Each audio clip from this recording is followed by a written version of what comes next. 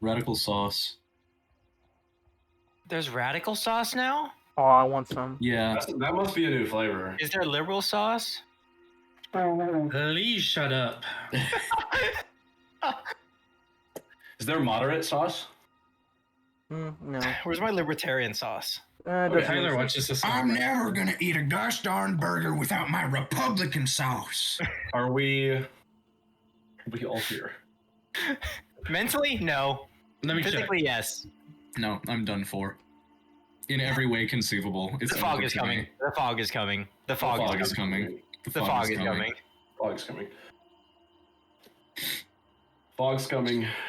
Who's doing recap? The fog is coming. Who's doing Y'all it? practice being unfunny, or Yeah. I don't know if they.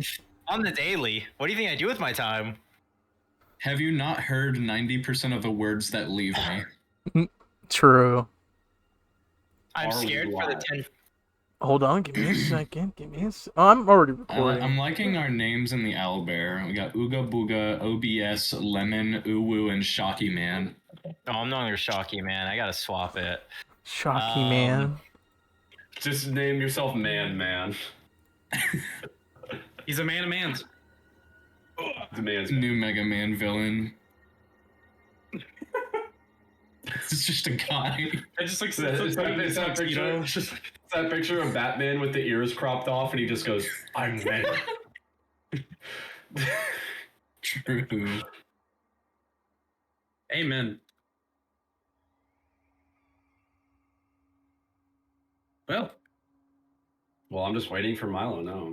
I mean, you could.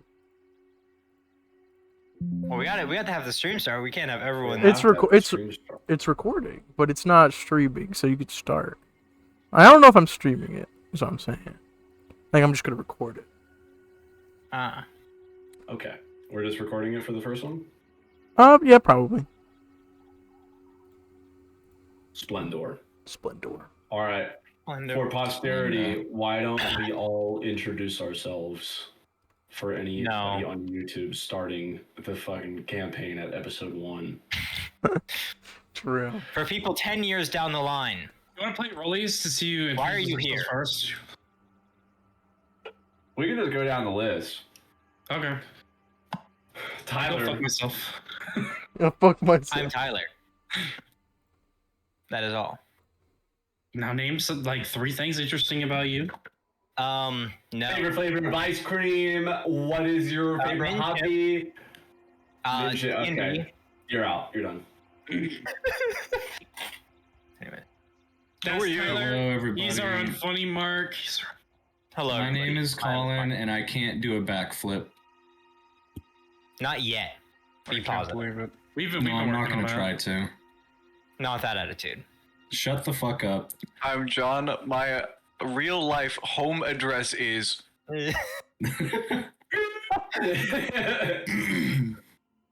Make Milo do some work right off the rip. For Sure, all it's you not new streaming right viewers, now. John is the main character. Always has In been, real always life. will be.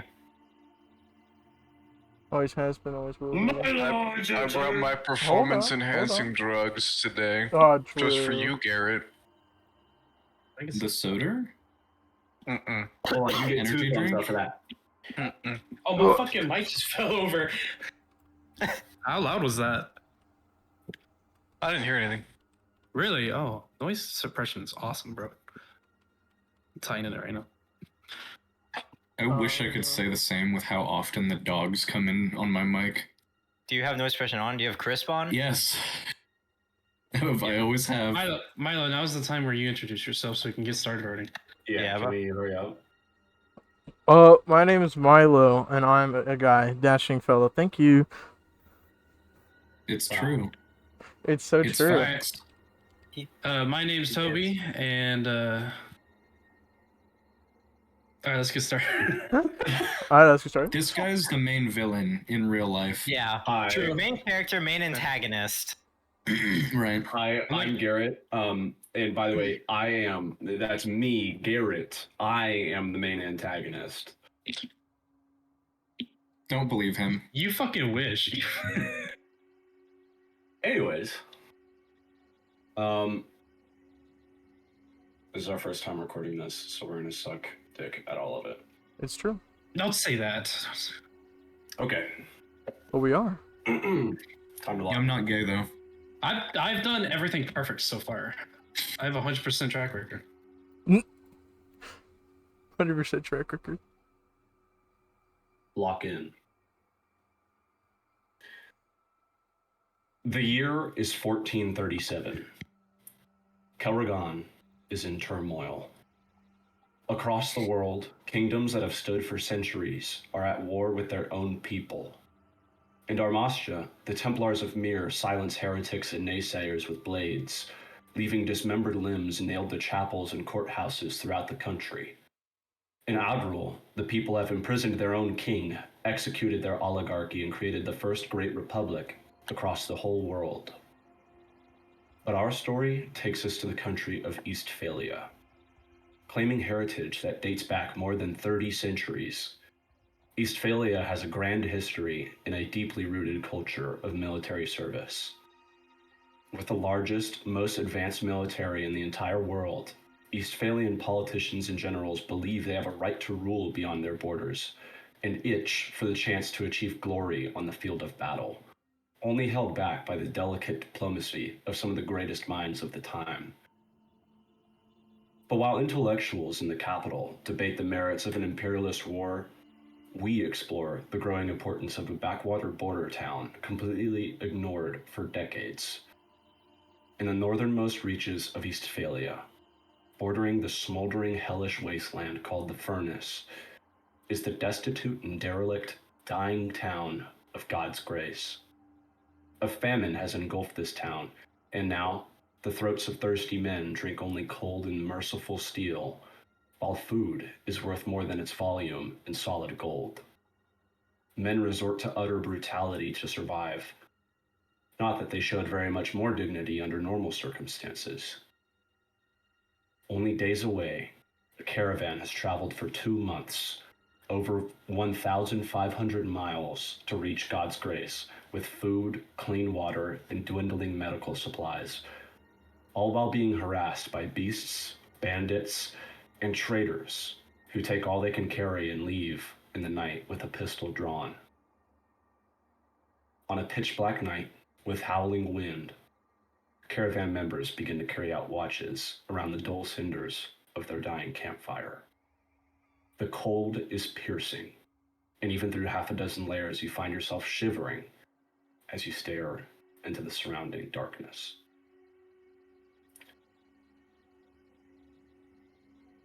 Watch order. The first watch. There is Edric. But we are. Edric is the one I'm not who's gay, though. arranged this caravan. I've done everything perfect so A far. kind of charity. He knows Those people in God's cinders grace, and when he of their heard dying campfire. that there was a famine, the cold, he decided he should help. And even through half a dozen layers, you find yourself shivering. Now he just helps, watches. It's about the most he can do. His days of military service are behind him. With him, But we are. Lucian. Time to lock. I'm not gay though. I've done everything perfect so far. I have 100% track record. 100% track record. I do have a quick question. What would be like?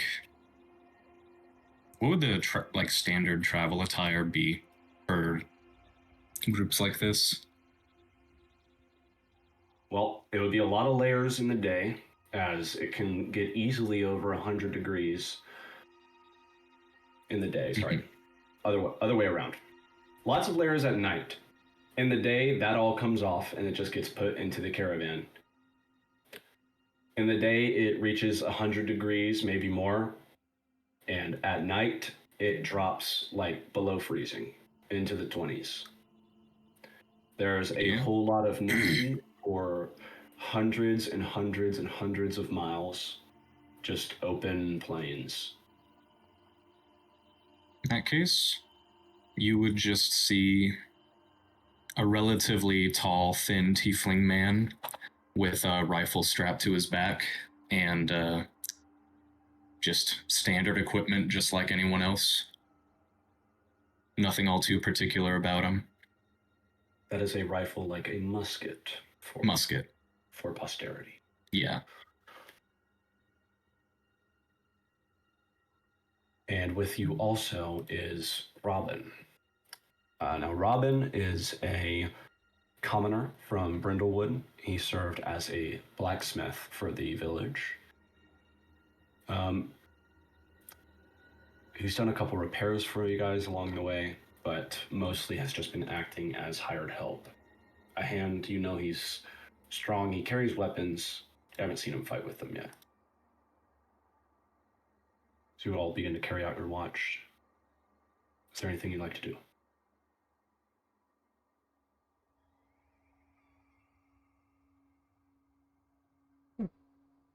Call.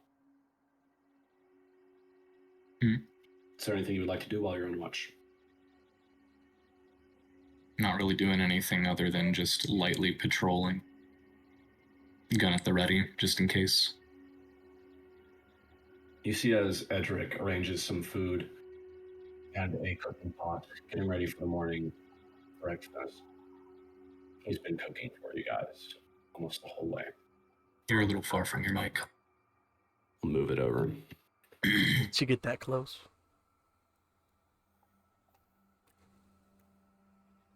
Getting ready for morning breakfast. That too loud? All good? No, not too loud. It just cut out for a minute. Okay. Robin also just staying astute with the watch. The hours pass, mostly uneventful. You just hear the buzzing of bugs.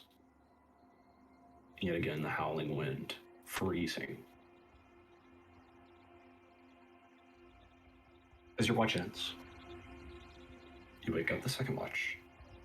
Ezekiel, a kind and sharp bard. Zach, another commoner picked up from Brindlewood.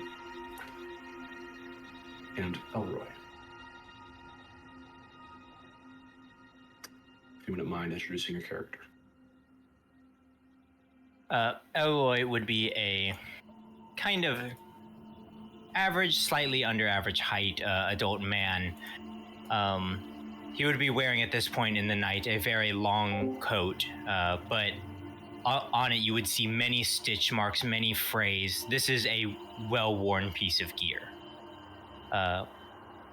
You wouldn't know much about him. He wouldn't speak to many people here besides the others from Brindlewood.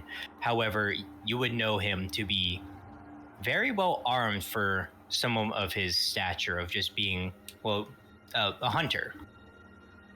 He has a long bow at his side, and you're not really sure what else on the coat, but you do know he wears a pretty hefty piece of armor, just studded leather, but it is very well worn armor as well.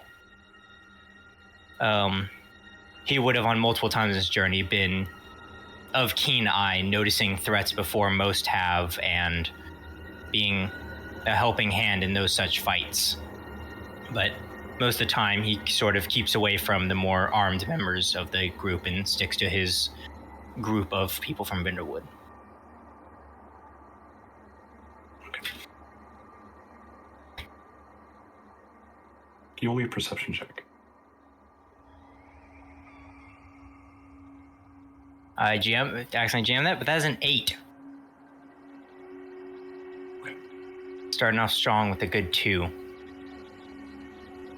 You hear Ezekiel absent-mindedly plucking at the strings of his lute, whistling a small tune to himself.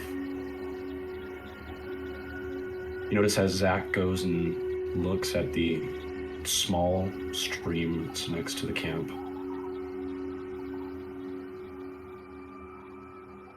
Nothing happens on your watch.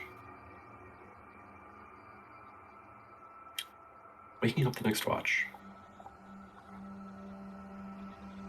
As it is all NPCs, I'll only give explanations, descriptions. Gunnar is another commoner from Brindlewood. This is the brother of Zach. Tyrion and Rhea are two siblings, known escapees from Toria, a far, far off nation. Much is skepticized about Toria, is shrouded in complete night year-round, and almost nobody trades with them. All that is known is that everybody who escapes never wants to think about it again. Their watch passes by uneventfully. They wake up the final watch, which is yet again Edric, themselves, as they are elves and only need 4 hours of sleep, and Traven. John, if you wouldn't mind introducing your character. Draven, being a dwarf, is of course stocky, but it's kind of hard to see with a sort of baggy, plain green tunic that's draped over his torso.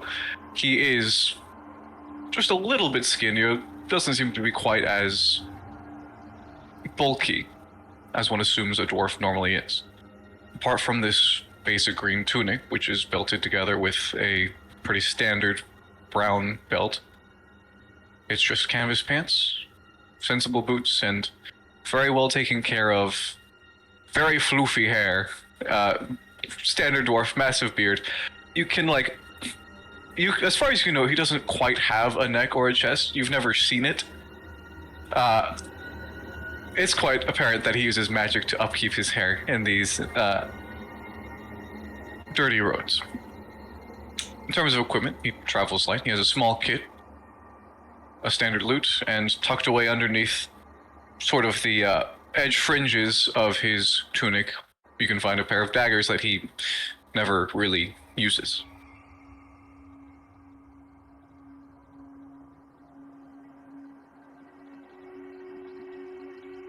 As you take your watch,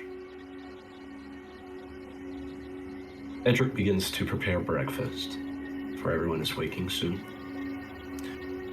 You can see as he begins to unpack rations, progressively mixing more and more into the cooking pot. Tyrion and Maria talk between themselves quietly. You can make a perception check and an insight check. In theory, hey,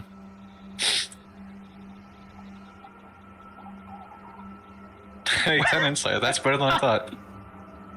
Damn. Yeah. Okay. So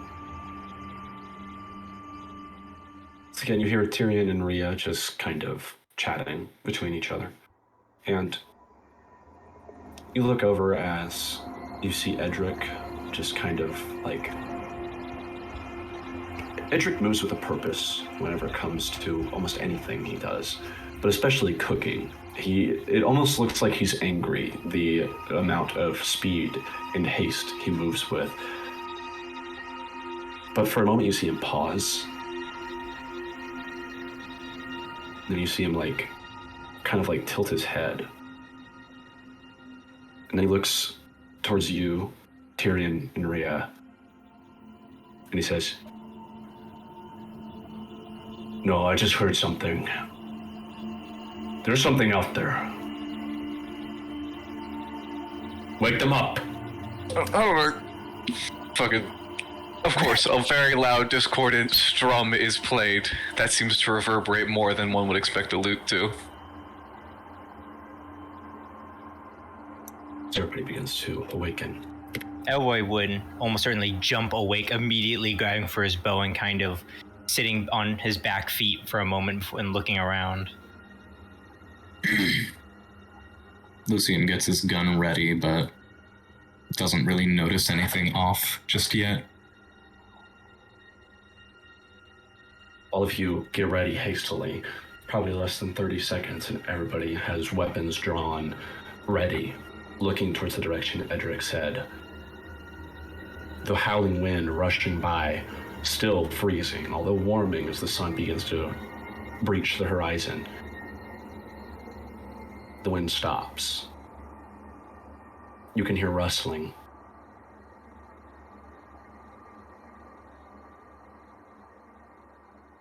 And you hear stomping. Salim. You travel in the dark, pushing through biting cold. Step, step, step. Each new footfall is another wave of pain through your legs, your shrinking stomach, and your crushing migraine. You can't remember how long it's been since you ran out of food, but you do know it's been almost 2 days without water. Would you mind introducing your character? Yeah, sure. Out of these shadows, you see a very, very tall elf lady, who you would assume to be around 30 to 35, who, by all means, looks like death. She is at death's door. And even though she is quite tall, she is way skinnier than you think anyone should be. And she is, like, completely covered in baggy clothes. And it's kind of hard to tell what's underneath it all. But you can tell she's wearing some sort of armor. Like studded leather, to be specific. But it seems like she's covering her whole body on purpose.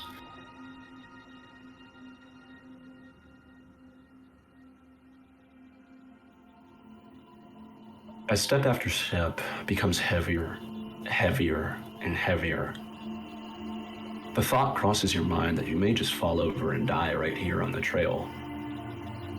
No services, no trumpets, just another body on the wayside. Step, step, step. The pain in your shins is so terrible, you start to become numb to the aching in your head, the burning of your sunburn, and the blisters on your feet. You take a moment to breathe and you look down at your hands. The infected blister seems to have miraculously healed. Your peeling skin is still peeling, and your fingernails are still stained with some mixture of dirt and blood from when you wrestled the gaunt wolf for some gazelle meat. You look back up. You think there might be another week's travel to God's grace. Step, step, step. Around you, there's a small alcove, large stones on all sides, a perfect place to fall down and die. You wonder for a moment what creature would find you first, and you reckon a scavenger, perhaps a pack of gnolls, vultures, maybe the wolf. Step, step, step. You reach the center of the clearing, and bewildered, you blink your eyes. Again and again, each time more forcefully than before, but you just can't shake what you see. There's a bed. Grand, rosy, scarlet sheets. It looks inviting. In the middle of the open? In the middle of the open. What do you do? Slim will slowly approach the bed. And can I investigate? Yeah. Sure. That's a 26. Okay. First high roll of the session.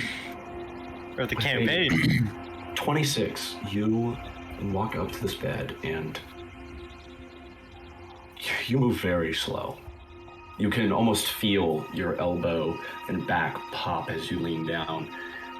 And you grab a sheet and you pull it up, you look under the bed, and you squint your eyes, it's hard to see.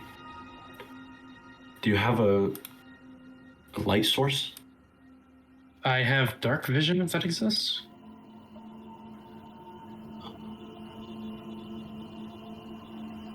But in terms of light source, none. Okay. You squint, and your eyes just kind of adjust for a second. And you see as two yellow beads. Well, they look like eyeballs open underneath this bed, and they look back at you. As the bed stands up,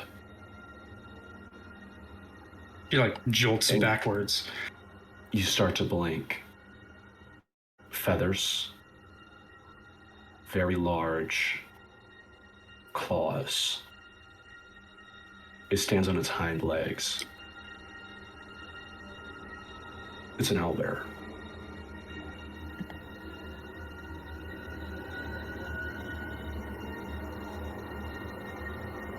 What do you do in that split second? Looking at this thing stunned, she thinks about running, but she knows she won't escape. And so she pulls up her hand, and as one of the tattoos hiding under the robes glows, and Great Axe appears inside of her hands.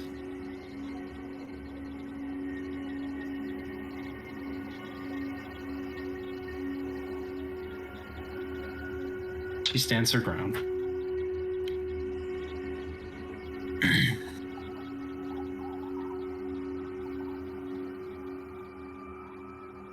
You watch as the owlbear stands tall.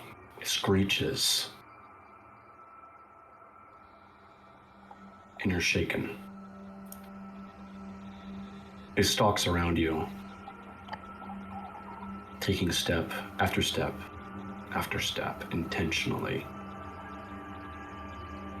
As each one of its legs hits the ground, you feel the earth shake, dawning on you the difference in size. It could swat you down like a fly. Roll me a wisdom saving throw. 3? You are my best frightened, and you're forced to run. She, as this thing is like circling her, she waits for an opening, and then the Great Axe dissolves in her hands as she immediately, with what's rest of her strength, starts sprinting at her top speed. Strength you didn't know you have, you start leaping and bounding through the night. At one point you trip on a rock, and you can hear, not only hear, but also feel as the owlbear gets closer to you. For a moment, you feel this rush of wind behind you as if it clawed at you and barely missed. Or maybe that was it breathing down your neck. You run and run, minutes, maybe dozens of minutes, maybe hours. You see light on the horizon. You think this must be the light people talk about when they say they're about to die.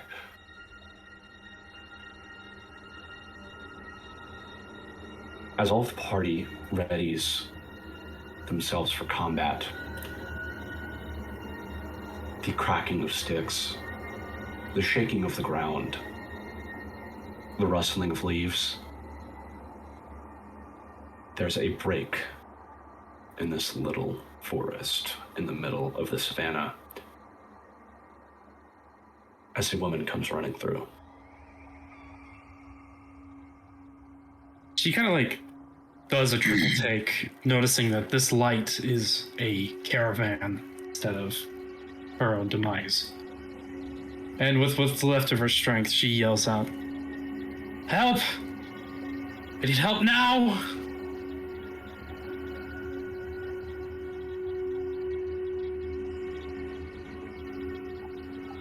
Edric speaks to you. What? What is it? He has a red beard on.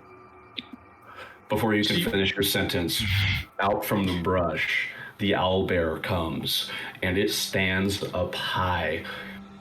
This is the biggest owlbear any of you have ever seen or heard of. How many of us have seen an owlbear?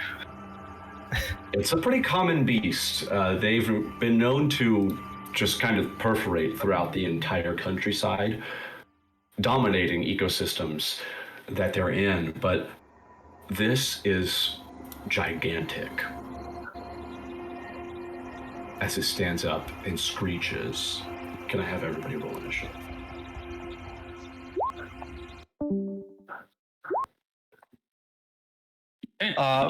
If you allow, I'll roll a bardic alongside my initiative. Which I want to make sure I'm not gonna fuck it. It starts as a... Yeah, okay, cool. There we go.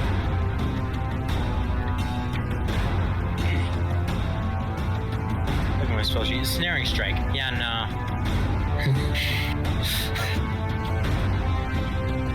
Ooh, I didn't notice the Albert. Why are we're not rolling d20s for initiative.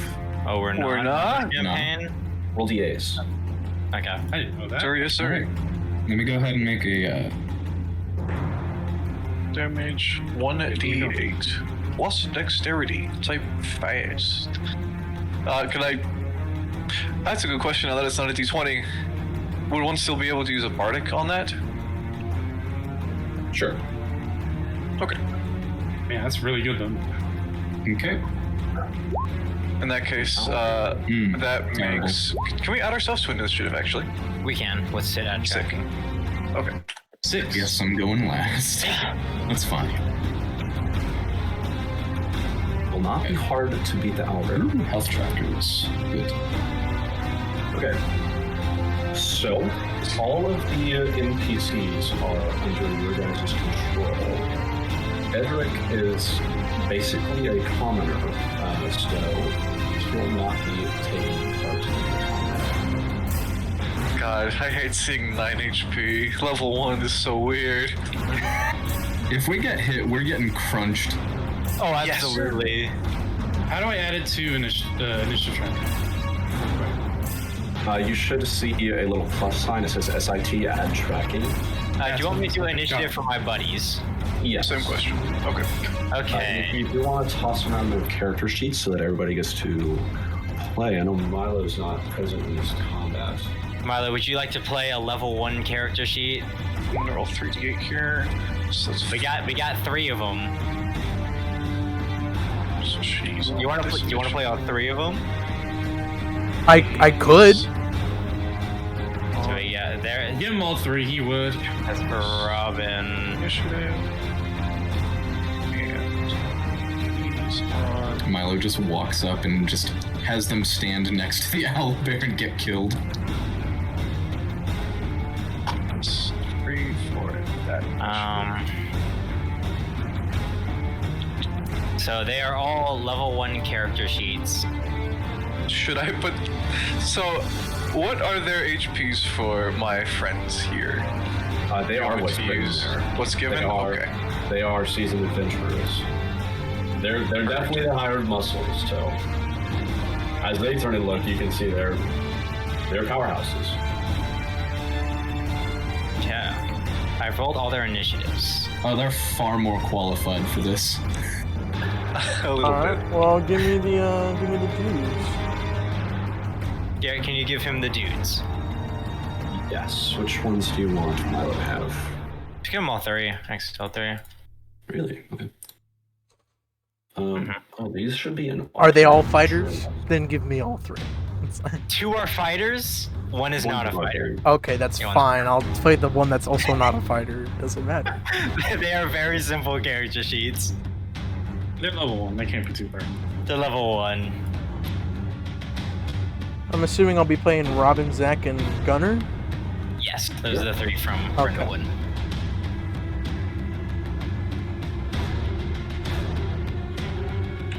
Okay. As all eyes turn towards the owlbear, Draven. After strumming just the most annoying sound possible, he... Alright. And begins to let out a low, sort of like his humming almost acts as a backing chord to his main melody that he plays on his lute. And as he plucks, the strings begin to glow gold, just for a few moments, as Tyrion gets the effects of heroism. as this low humming seems to reverberate within his chest. So let me mark concentration and then move him away.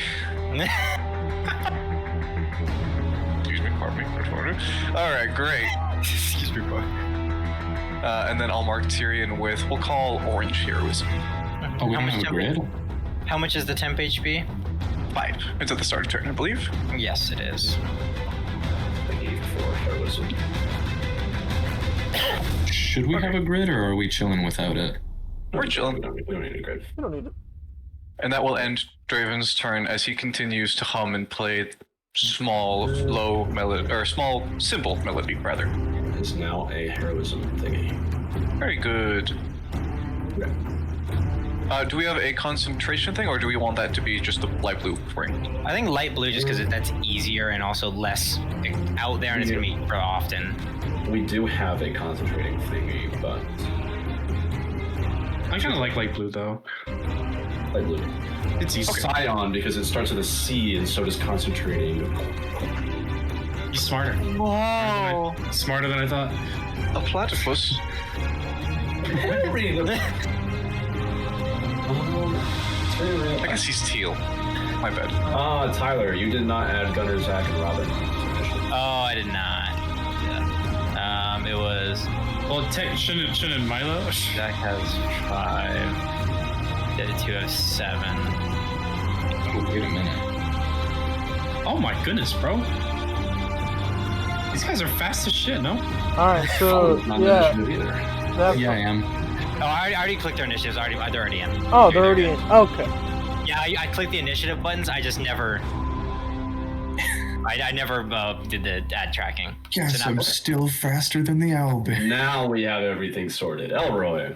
Elroy, basically immediately seeing this, for a moment he almost lets loose the bow on the woman passing over, but manages to hold back before seeing the large owlbear as kind of speaking softly to himself, basically a mumble that not many can discern. The kind of shabby, kind of basic arrow in his hands almost begins to grow and shift as the arrows turn to broadheads, as I'm casting Hunter's Mark. Which I'm just gonna mark as white. That does. Nah, Oh, it's good. Mark. I see. We have Hunter's Mark? We have a Hunter's Mark. Since little things at the bottom, Oh. spells, and then you can. There we go. So he. Oh, Oh. Both click it. So it is him. there we go. So he is Hunter's marked, and I'm going to attempt to shoot him with an arrow. 5. That is a 10 to hit. 10. It misses as the Albert like lurches up. You draw and shoot the arrow as the claw comes and just bats it aside. As it does this, it just kind of like shows its back just a little bit. Roll a perception check. I can do that. That's a 10. I can. Have to try again. Sir, yes, sir. Love you. The one good roll Wow. I had didn't even count. Wow. The first I say one good roll was also a 10. I haven't rolled an 11 or higher yet. That ends your turn, Elroy, or do you want to move? He's just gonna move over towards this direction underneath the hill. And that ends my turn. Robin. Probably Robin is going to immediately pick up his maul as he is going to, first of all, use his bonus action to rage. As he kind of grips the maul, he's going to... I don't know if he wants to stand close. He's probably going to just... thinking. Probably running around to get a better position and going to take the dodge action. As it'll end his turn. Okay. As he kind of just stands ready in front of the owlbear. For Gunner's turn, I'm assuming. Let's see, what does Gunner got? He's a fighter with a spear. Okay. How many spears does he got? He has 3. No, he has 1. Sure, he has 3. Okay, He's cool. probably have a go. Yeah, you don't. All right. Well, in that case, he's going to. Oh, he has a light crossbow, doesn't he?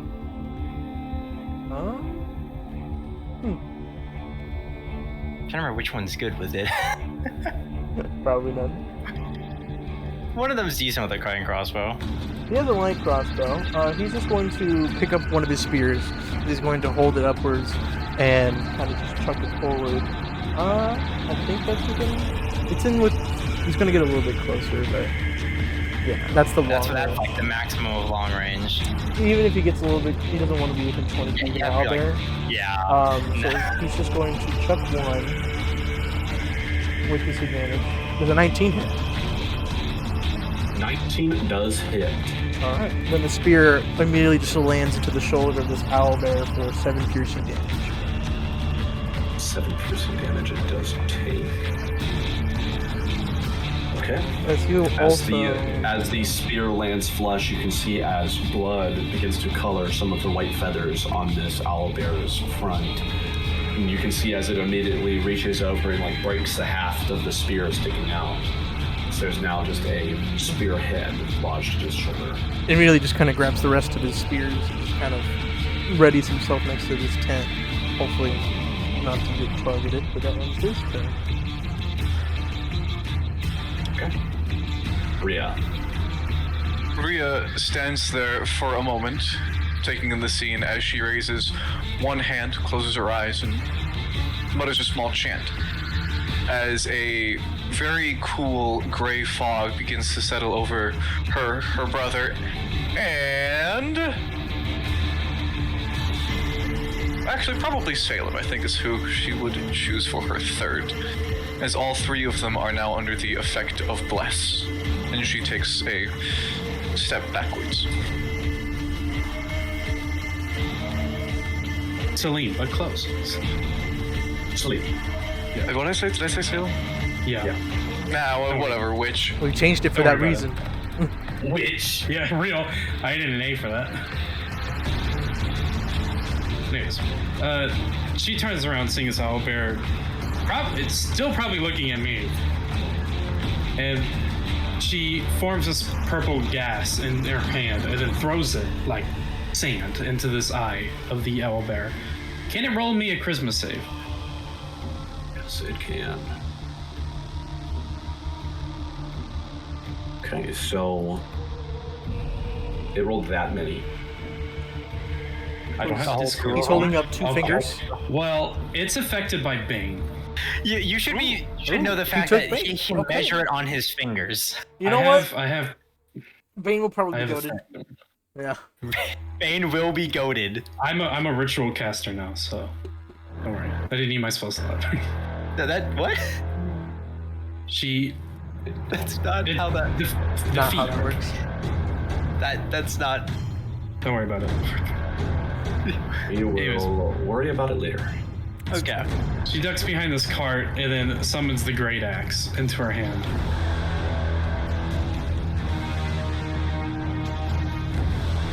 And that will end my turn. Gotcha. Let me fix this thing real quick. Dink doink. Never mind. It's just going to be broken for a little bit. Whatever. Oh. Zach. All right. Wow. I'm thinking. So Zach is going to.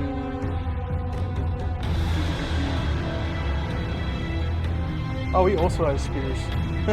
All right. Yeah. Makes sense. I mean, most basic warrior spears are really easy to use. That's true. Kind of following in like Gunner's lead here. He's also going to pick up one. He's going to hold the line here. He's going to chuck another one. Hopefully in it. Why does he does not have +6? That is an 8.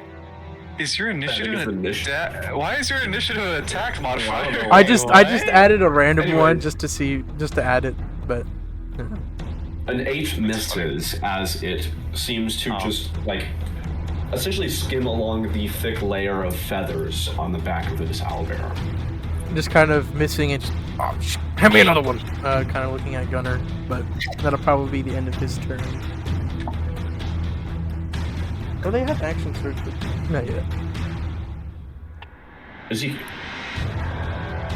Ezekiel, sort of noticing that Draven has switched to a more calm secondary position, begins to play his own lute as he steps closer to the central area of the camp, we'll say.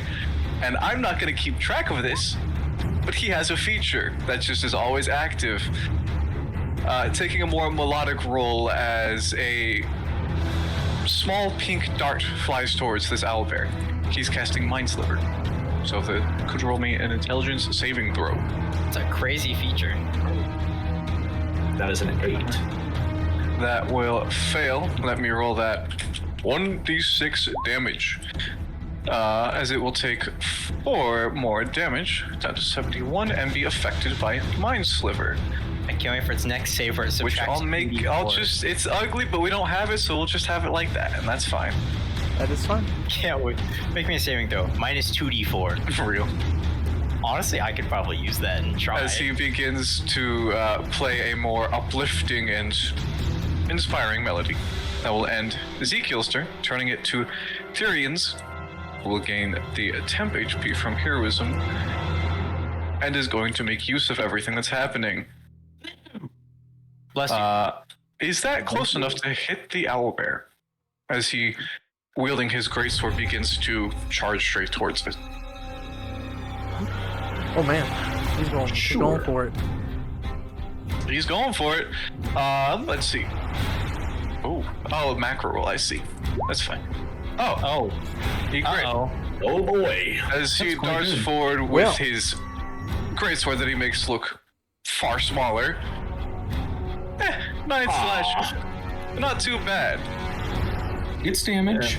And he action searches and does it again. That will hit even without bless, so I'm not going to worry about it for minimum damage. It's still damage. Damage is damage as he begins to attempt to take the ire of a large creature. As the greatsword comes out, Tyrion appears to just be swinging it with like one hand as it goes up and then to the side. You see as just like layers upon layers of the feathers are coming out. There's blood seeping through its entire chest now. As it is like almost repelled by Tyrion, you see as it just kind of like leans down to the side, and you can see a small glint of something that appears to be stuck in its back. It's hard to make out what it is.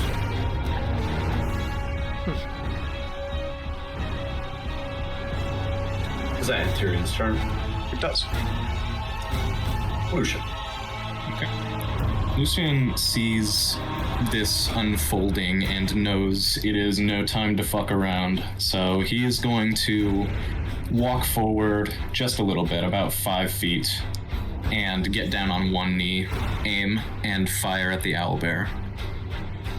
Okay. So, I'm gonna make one musket shot. Does a 25 hit?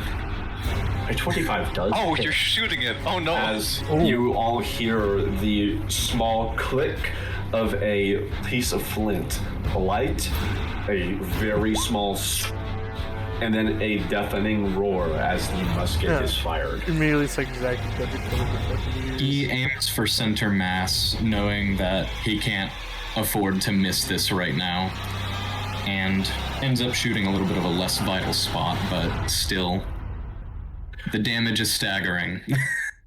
As you hear the crack of gunfire, all of you instinctively just like flinch and duck your head, as just for a small moment the light of the campfire is made look small adjacent to the musket.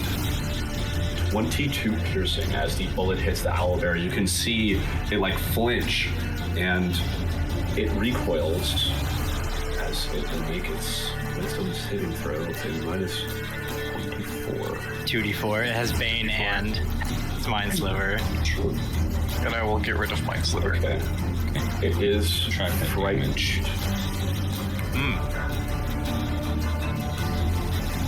Okay. And he's gonna not bother attempting to reload. He's just gonna kind of toss the musket off to the side and get ready to start casting some spells. Okay. End of turn. With that, it is the Owlbear's turn. You see as it looks down at Tyrion, who's still engaged. Tyrion, by the way, is one-handing this great sword. He doesn't look like he's that strong. It almost looks inhuman, the way he holds it and swings it. Interesting. Let's see. Okay. As the owlbear kind of like flinches, you can see as it like its pupils fully dilate, and it looks down at Tyrion. Let's see. Can Tyrion make me a dexterity saving throw? Let me see. Does he have proficiency? No. 10 from Tyrion. Okay. All right. You all see as the owlbear, one hand on the ground after recoiling, almost looks like it faints as the left hand comes up, grabs Tyrion, and then it hugs Tyrion, and the claws come down across his back. He takes 22 slashing damage. Ow. That's 17 to his hit points. Oof. That hurts a lot. He is grappled, and he is restrained. Oh, wait. It's not great. That's about 13. He has bless. Ooh. That's still fail. Okay.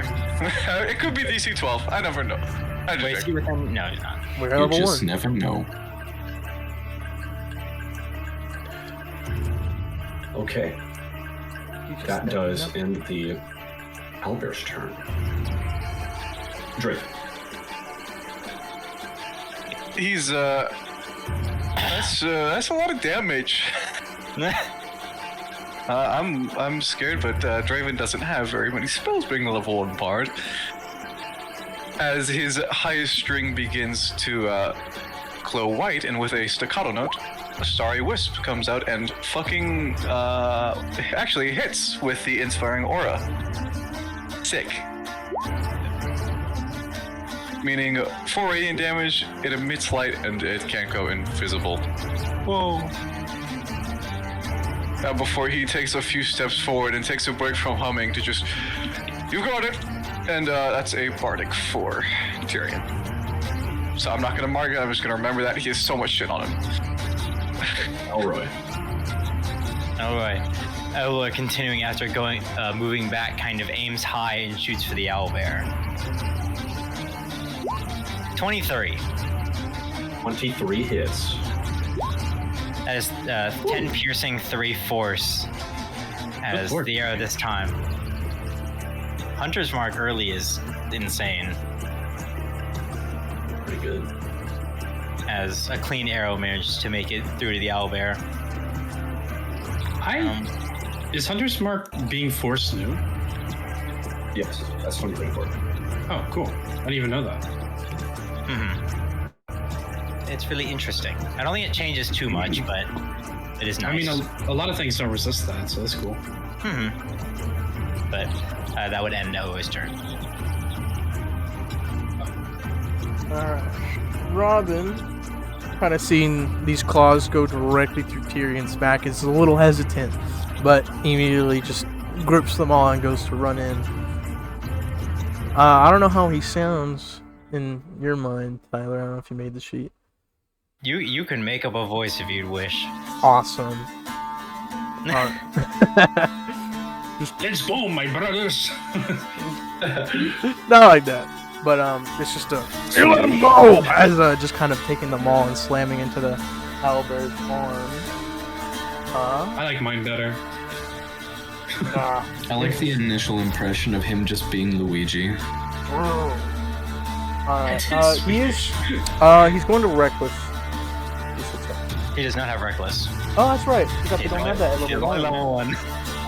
Either way, he's going to attack. 14? I think that's 14 does hit. Alright. Immediately taking his ball, trying to break the owlbear's arms for 13 bludgeoning damage. Damn. This thing's getting destroyed. Hearing probably its elbow crack a little bit, just fuck it, and it immediately starts going in, but that probably ends his turn. I don't think he has anything more.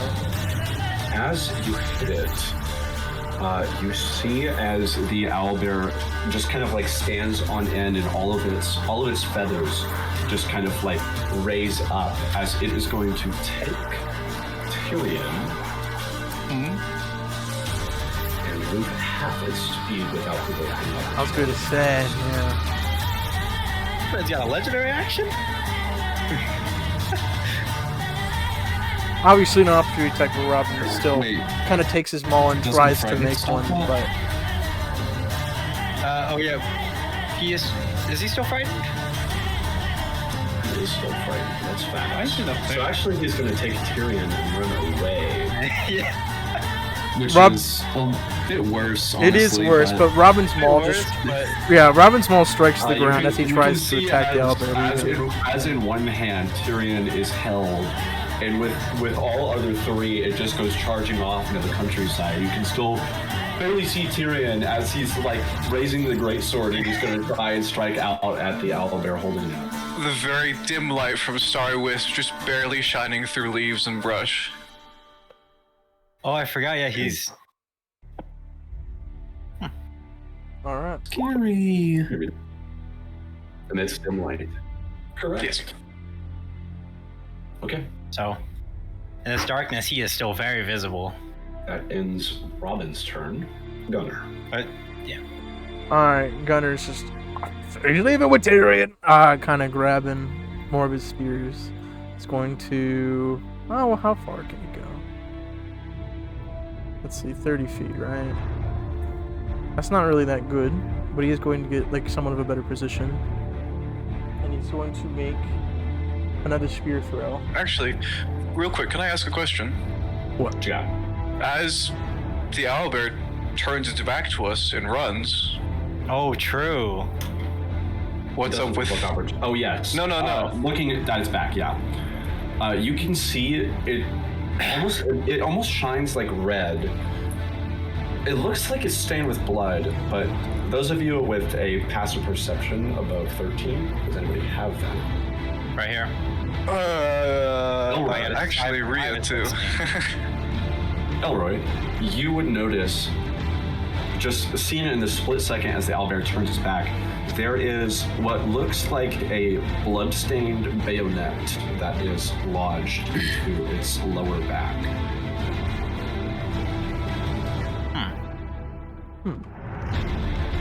I don't think it would say much about it at this time, but he does take note of it.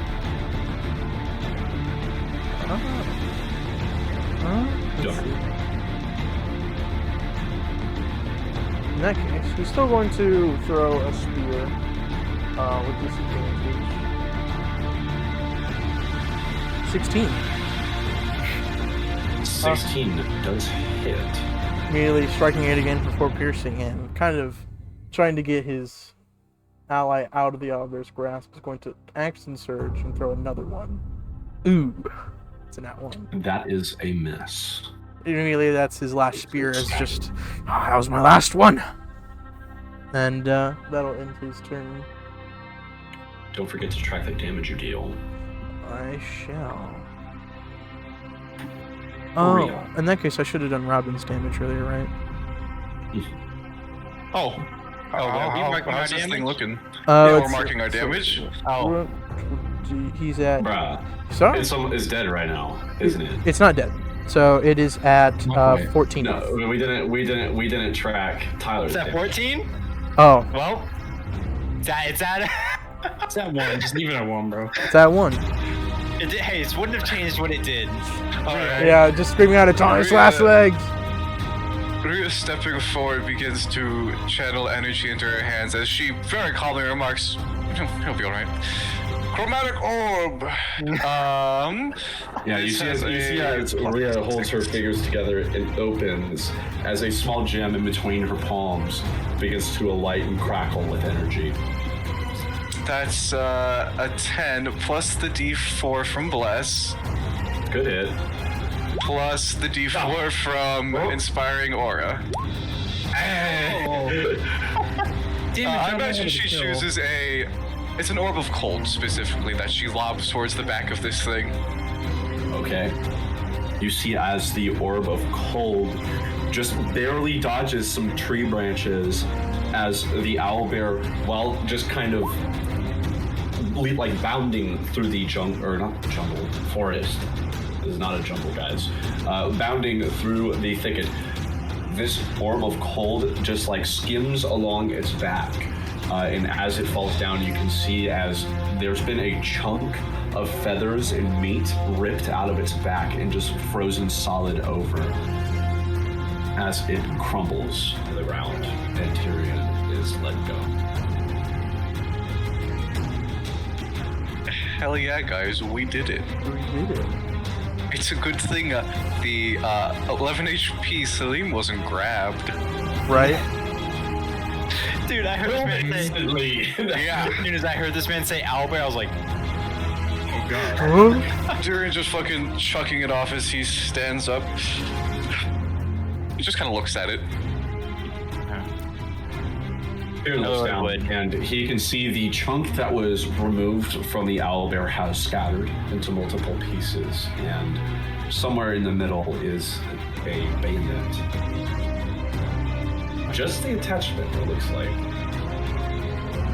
Aloy would immediately kind of climb to slightly higher ground and kind of scan the environment to see if there's anything else here. Salim pokes her head out. Or, no, go ahead. Looking around, nothing you can see. There you go over there. Yet again, Salim kind of decide. Damn it. So, flies instantly begin to swarm the dead owlbear. Robin just checking on Tyrion. He has the bayonet in his hand. Just, do you know anyone who is good with identifying these? Even got guns. He just grunts and starts walking back, holding the bayonet. Looking at You'll see Lucian already jogging off to the new person. He just picks up his gun and, you all right over there? She, peeks her head over the cart and sees that the owlbear is no more. And then instantly knows she's surrounded by strong people. Yeah. Robin, you want your spear? Bad situation. What happened? The great axe dissolves in her hands into purple smoke, and then she kind of looks around for a second and is like, I was traveling. Yeah, and an owlbear came in out of nowhere. Sure did. Thank heavens you were here camping. Well, if you're not harmed. Do I notice that you look sickly as all hell? Is it super apparent? Obvious. I would say it's very apparent. You wanna come take a seat for a bit? Not to be rude, but you look awful. She looks at all of your group. You're not gonna do anything, are you? No, we were just preparing food. Right, I was just preparing food. Yeah. Edric gets back to it. Speaking of food, we want to cut this up or use it for something? That's true. Yeah, if you can drag it over here, keep it close by. And try and keep the insects from getting at it. We don't want it to get infected. You just immediately start swatting away all the flies. Lucian starts the arduous process of reloading this thing for the next 30 seconds. Zach, help us out! Oh, damn it. Celine looks around confused, like she's surprised everyone's so nice here. Quietly walks over and sits down. After the gun's reloaded, he comes and helps as well. On the count of 3, as start just all grabbing on. A multi-thousand-pound owlbear is dragged through brush and mud and dirt. It's got feathers that'll keep it out of its insides. We'll clean it up Lucian or himself something. doesn't help much, but he has a mage hand that's also pushing. Pushing The or whole lifting like 20 something. pounds of force that it can apply. Whatever can help. I'm pretty sure it can only hold like 20 pounds much. before it doesn't fizzles. Yeah. As for the next 15-20 minutes of the early morning, you guys are dragging this owlbear even just like 30 feet. It is exhausting.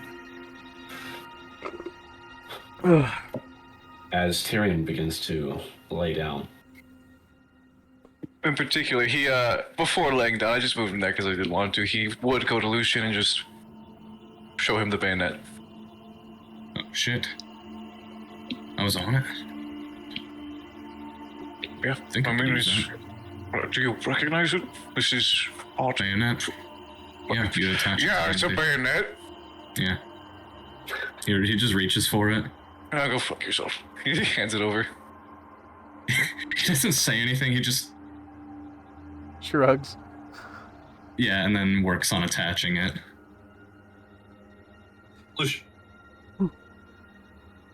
Looking at the bayonet, it is clearly apparent that it is not just a standard bayonet. This is probably magic in some way, but it's hard to tell. Looks red. Red even after prestidigitation to clean it up. Yeah.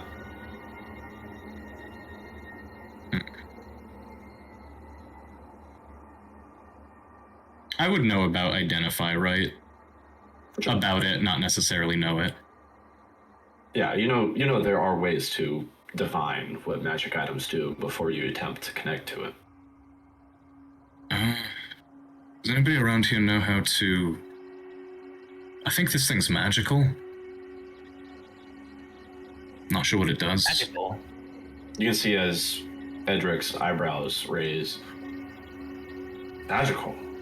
Yes. Out here? That'll catch a fortune in God's grace.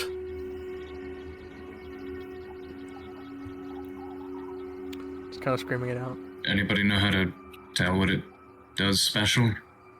You get a round of nose and head shakes from Maria, Ezekiel, and Draven. Oh, and his voice, don't even look back. No, they don't. They do not. Well, it'll catch a fortune if it's not cursed. Yeah. Just gonna put it up. I suppose you could still use it. Yeah, you could try using it. I mean, what if it is cursed? We don't have to. I don't know, it was lodged in the back of that thing. So, hey, stranger, by the way, do we want to do anything? As Draven motions to the robe-covered, dying woman. Yeah, that's the point of the food. Well, I thought you two were the social ones. You talk to her. Oh, no, I'm social, but I'm just saying, like, I'm not a doctor. None of us are doctors.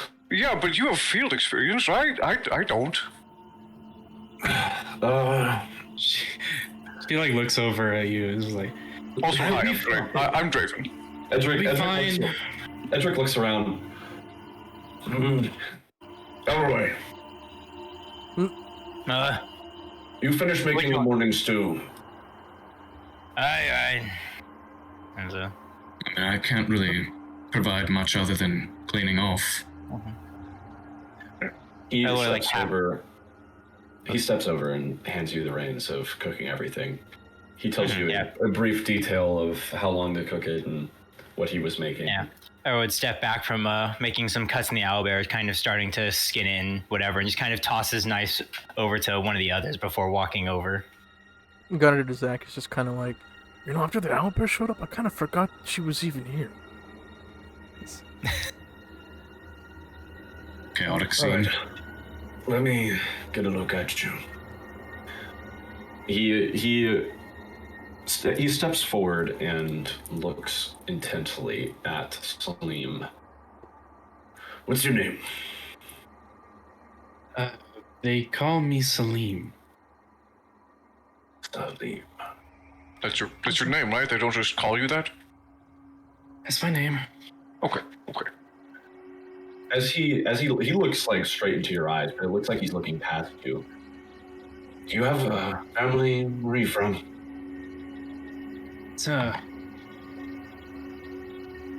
I'm a nomad, so not really from anywhere. And my family's gone. No longer with us. Crazy. This world's gone to shit. You could say that again. In the moment that you've said it, it looks like his attention has been drawn back to you, and he's not like staring right through your soul. Well, I can tell you one thing: you need food, you need water. The good part is that we have all that. Plenty of it. For the exhaustion, you can ride on our cart for a little while. Not that you're forced to stay if you want to keep walking. Go right on ahead, and he holds a hand out towards the open trail behind him. I think I heard one of you said you were going to God's Grace. That we are. That's actually where I was heading to, so... A cart ride sounds just lovely. Well, great. The cart will prevent you from dying of exhaustion. And, the bad news. We actually ran out of medical supplies a couple days ago. So, Tyrion, I'm sorry, but you'll just have to make do. He tries to look at his back before reaching up one of his hands, covered in blood. Oh, he's fine. He's gonna use second winds.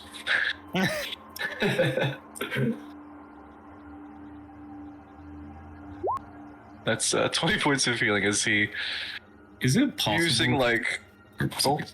As he uses just some torn up cloth from one of his personal bedrolls to sort of fashion a really shitty bandage. Is it possible for prestidigitation to also clean the area of a wound? For sure. Yeah. Then Lucian will also come over and just make sure wherever you were scratched is not gonna get further infected. He nods with appreciation. Well, Lucian, be sure to clean up the meat that they carve up. Right. Oh, go help with that now. Oh, and, the rest of you ought to get back to sleep. There's still a couple more hours before sunrise. Except, Roy, your gang, you keep cutting things up. Mhm. You don't get any sleep tonight. Sorry. We'll be fine. Are you He still? puts a hand on your shoulder and resumes taking over cooking. Robin just kind of holds up a piece and it's like, it's a little damaged, but I mean, we're gonna cut around the best we can. How much salt do we even have? Do we have enough to dry all this? He starts fashioning kind of off some river rocks and stuff, sort of a small kiln to smoke some of this meat for the journey. Oh, wait, hold on a second. Lucian, I am sorry, I forgot. You wanted to identify, right? Oh, yeah. Give it here. Just... Oh. I Kinda- completely forgot he had identify. Steps off in the pocket, hands you the bayonet, gets back to cleaning the stuff. Okay. As he sits cross-legged and again, not with his lute, but just begins almost just singing to it for 10 minutes.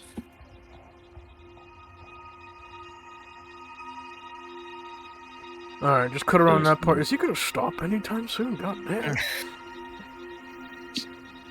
It's a working song. He stops for a second. Awesome. Hey, I didn't say it was bad. He resumes. Whenever he sings in any way, mostly just humming when in the presence of this campfire, being a bard, there's a bit of an otherworldly quality to it. It's not like anything super special, but you can tell that there's, of course, magic when he does this.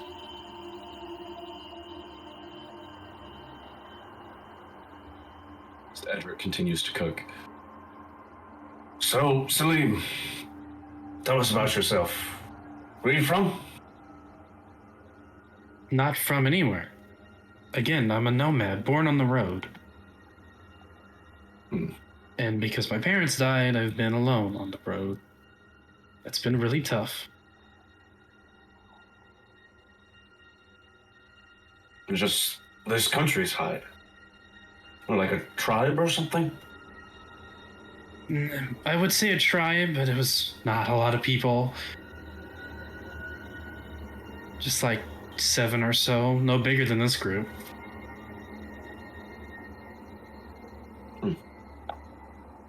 Never heard of any tribes around God's Grace anywhere in the northern reaches. Not Interesting. from God's Grace, we were traveling to it. I just mean around it. Why are you traveling to God's Grace? Oh. Just trying to find some place where I can live. I heard it's got something. It's better than nothing. That would be mistaken. They have less than nothing. Too many mouths, not enough food, or at least there would be not enough food, except they don't have any. This true? Yeah. That's why we're all out here. Shit. Information must have been wrong.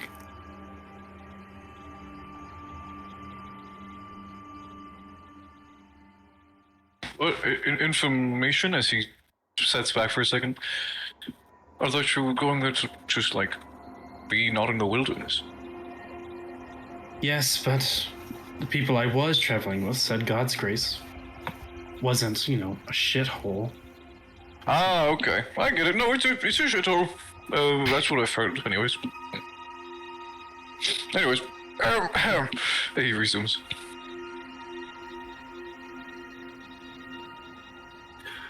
Once you all get that meat carved up, don't forget to dry it. I'm already setting up a kiln. Not useful for anything. Hey, this is enough to feed a lot of people. So I'm setting something up. Why the hell is it so big? I don't know. These fucking beasts. This whole trail has been horrid. You could say that again. This is terrible.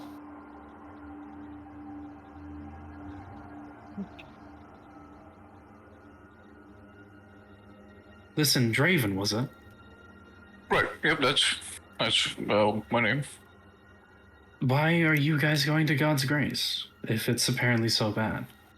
Well, Edric over there is a very kind gentleman, so he in part has offered to bring food up there. Some of us have our own reasons too, but, caravan, travel in numbers. Like for free? I mean, if you want to know his motivations, you should talk to him. I don't really know the guy that well.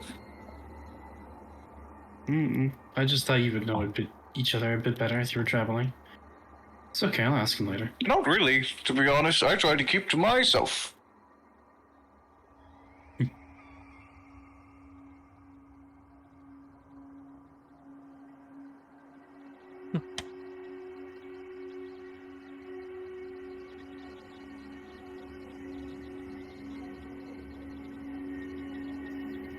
As Draven finishes his 10 minutes on, what's Identify got to say?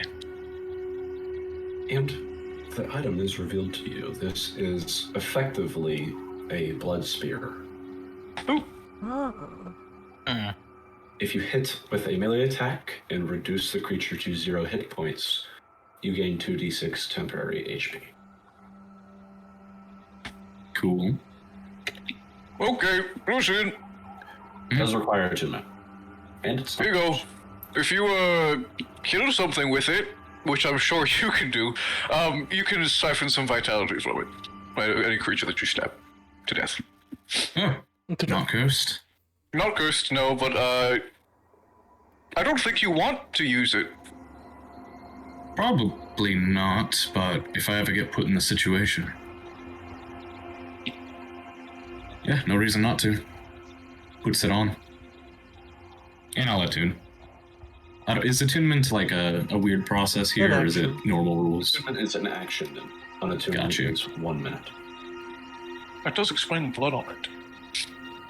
Yeah, but it looks like it didn't help him out much. No, the owlbear was alive and very angry. Yep. Does it have a plus modifier? Nope. No. Just whenever you kill something with it, you get 2d6 temp. That's it. So if there's a hostile spider... Big. Giant enemy spider. Okay, written down. I'm gonna take a 2-hour nap now. You're lucky you get to go sleep. As him and the others are all carving. I'll have the mage hand to also help you with the kiln a little bit. Just like moving rocks or whatever. So just passing me rocks with it as he starts putting it together. Don't like getting your hands dirty? No, with my hands, I'm casting prestidigitation repeatedly. I see. He's just kind of multitasking. Understandable. Has been very helpful in the trip so far with prestidigitation. There's a lot of use for cleaning shit, as it turns out. It's true. Exactly. It's also very helpful when you clean your gun. Mm-hmm. I'll even... Is there wood anywhere, like on the... like... Talking like firewood?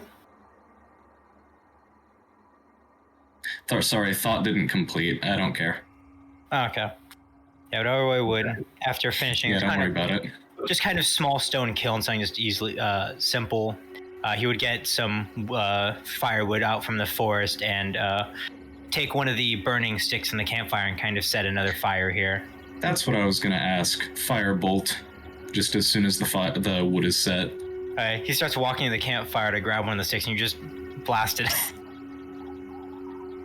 That Just works. like a quick snap, and it's already alight by the time you get back. Mm-hmm.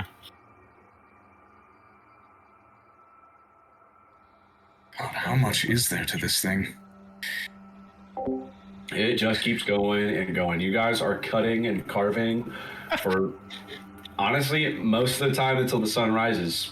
Yeah. No way off the car would basically pull off like a bag of salt and just. If you had any smell of concerns this for the amount owlbear- of food, I think those are gone.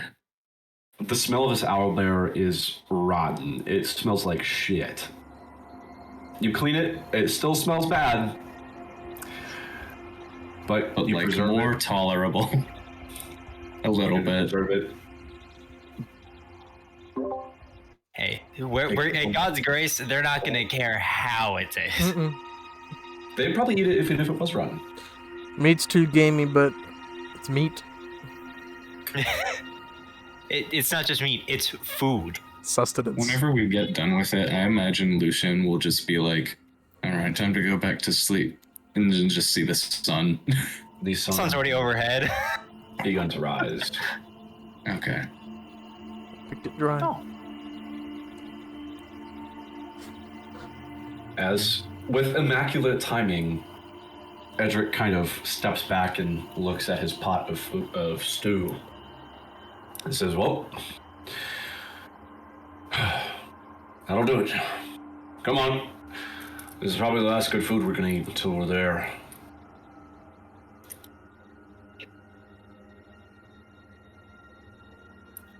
Everybody gathers around, and he begins to pour bowls and pass it around. Leaves the rest of the pot. He leaves the rest of the pot on top of the campfire as he steps past Lucian and Elroy and gets some feed for Manny and Estelle. You know, he said last good food, but this is like last food. I think it's pretty good. It's alright. Thank you, by the way. Salim stares coldly at it as she looks around to make sure everyone's eating it. Oh, yeah. And finally tries some. Robin kind of nudges you. Yeah. Nobody's even looking at Salim. They're just eating. Yeah. You know, after fighting an owlbear, your stomach gets really grumbly. The bowl is gone. She ate the bowl. She destroyed the soup. Didn't stand a chance. There's not a drop left. Right. You were starving. Isn't it bad to eat that fast? I actually had you're gonna throw up in about 5 minutes and have to eat more. I ate that fast. Yeah, but you're not starving. Look at you. Look at her. Oh. Sorry, but... Fine. Thanks. You begin to feel sick, Salim. Shut up. No, it's true. That happens. That happens. That is real starving consequences. You fast and Your eat a stomach lot of has food shrunk. quick? Yeah. So yes, you do throw up, and then you eat more.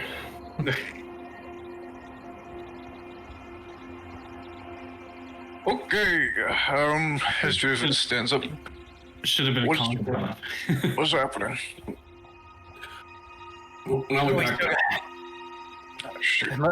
Albert's finally done meat smoking. Probably be done. Give it 20, 30 minutes.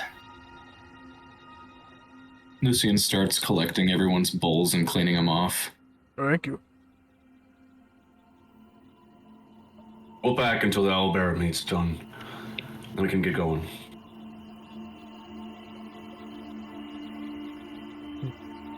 We can leave all these logs and stuff as a known spot for travelers. They'll find use for it after us, long after us.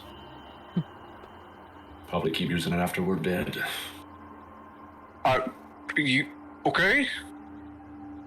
That's a really odd thing to just say out loud. What? You just say we don't need to carry all this. Yeah. Well, yeah, but you didn't have to mention the existentialism of death. It's true, that was a bit dramatic. But I get What world are you leaving it? People die around us every day. I understand that as he's starting to grab stuff. It's just you don't have to talk about it every day. We'll hit you like a bag of rocks when it happens if you don't. On the bright side, those other adventurers are less likely to have that problem. That's right. Who knows? We good to go? Some 30, 40 minutes later, everybody's done packing and the owlbear meat is being shit packed. Put together. Dude, imagine dried, basically caked in salt owlbear meat. It is awesome. Yay. It would be delicious, dear Salim.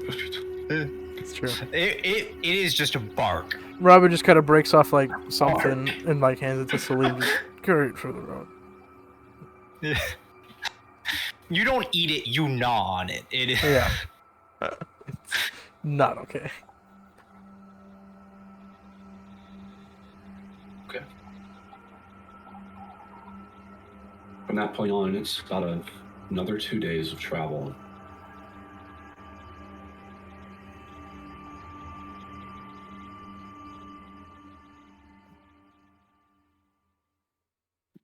The countryside, Beautiful. while brutal, hot, cold, everywhere in between, it is beautiful. You find yourself looking off long distances.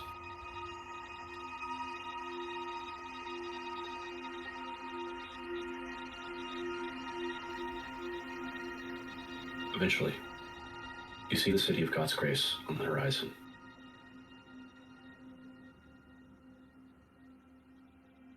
You steadily approach. You're a little far from the mic again. He like keeps getting away from him.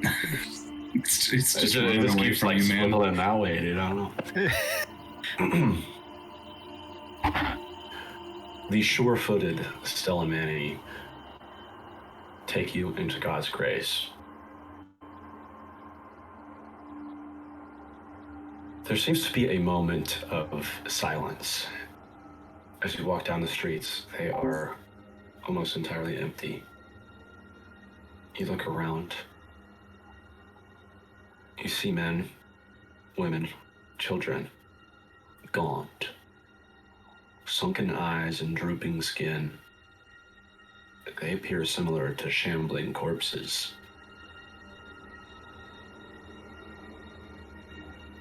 Edric stops the cart. Well, this will be the fun part. All you stand at the side, get all the rations out. It might cause a bit of a stampede, but we have the muscle to keep it under control, right? As Elroy would kind of motion for the other people from Brindlewood, they would less so help and more so be standing around the cart as preventing people from taking larger swaths Security than style. what is given out. Yeah. Lucian stands with you in the back, being the literal hired security. Hey, John Dad. Oh my goodness, I've never seen him. John Dad, smile, you're live. Epic. He really is John's dad. It makes sense. He looks just like him, bro. They look very similar, yeah. I can see it. Like the exact same glasses too. It's the same facial expressions and hand movements. I want to say, as soon as they park the cart, Saleem kind of just jumps out and then tries to leave without speaking to anybody. Celine. She like He kind of just tosses a satchel to you. If you look inside, there's some a water skin and some dried owlbear meat. And he looks up at you. I appreciate it. This is just a little head rub before he left.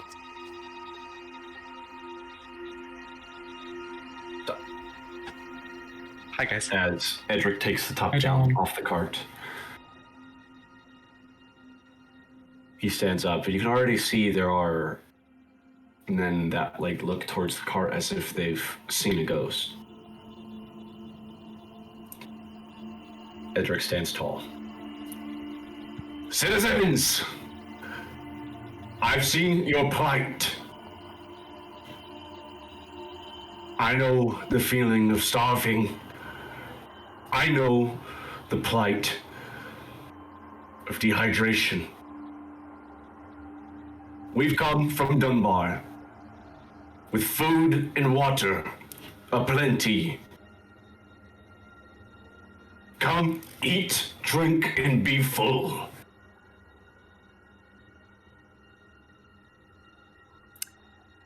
We're doing women and There's children. like a moment. There's like a moment of silence, and then you hear a cheer, and another, and another, and it seems the lack of energy, the despair in this city has just been destroyed as men come forward and shockingly they keep themselves mostly in order. You hand out food to all that are hungry. Barrels of water fill cups and cups and cups. All who are thirsty drink, all who are hungry eat, and it goes on for about 15 minutes. Elroy, can you leave a perception check? 15. From this small three-way intersection in the center of God's Grace that you are at, by the way, let me change the owlbear to the God's Grace image.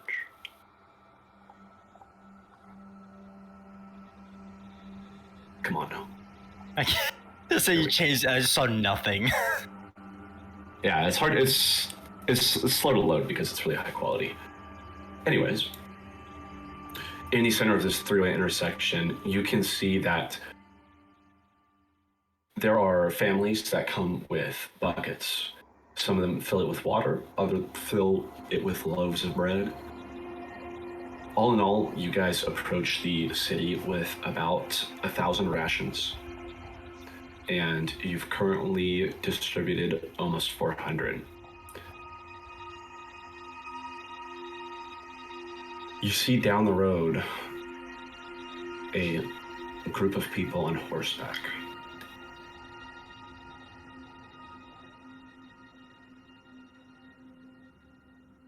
You immediately count 6. Are they approaching us? Yeah, they are. He would kind of tap, let's say, Robin on the shoulder, just 1 second, as he walks towards the middle and would walk up to the Viscount and kind of point out the horses to him. We got horses approaching. 6. You can see he's smiling, which is pretty uncharacteristic for him as he looks down at the people. You grab his attention, he looks up. Horses. He turns and looks. Ooh. Is this the mayor? No, it's not Gabachow. Can I also attempt to perceive? Tilts his head. Go ahead. Okay. I'm gonna go ahead and use one of my funny dice to add perfect acuity to that, if possible. Okay. Oh 26. my. 26. As Lucian's eyes kind of glow a little orange for just a moment as he looks off at this. Your eyes glow, and Lucian, in your vision, it's almost as if they're standing right in front of you, and you get good looks at all of them. At the front of this group, they're kind of arranged in a wedge formation. 1 man at the front, 2 at his flanks, and 3 behind them. At the front is a man, hardened. He wears half-plate armor. He has straight brown hair. The left side of his face appears horribly scarred. The skin is kind of, whereas the rest is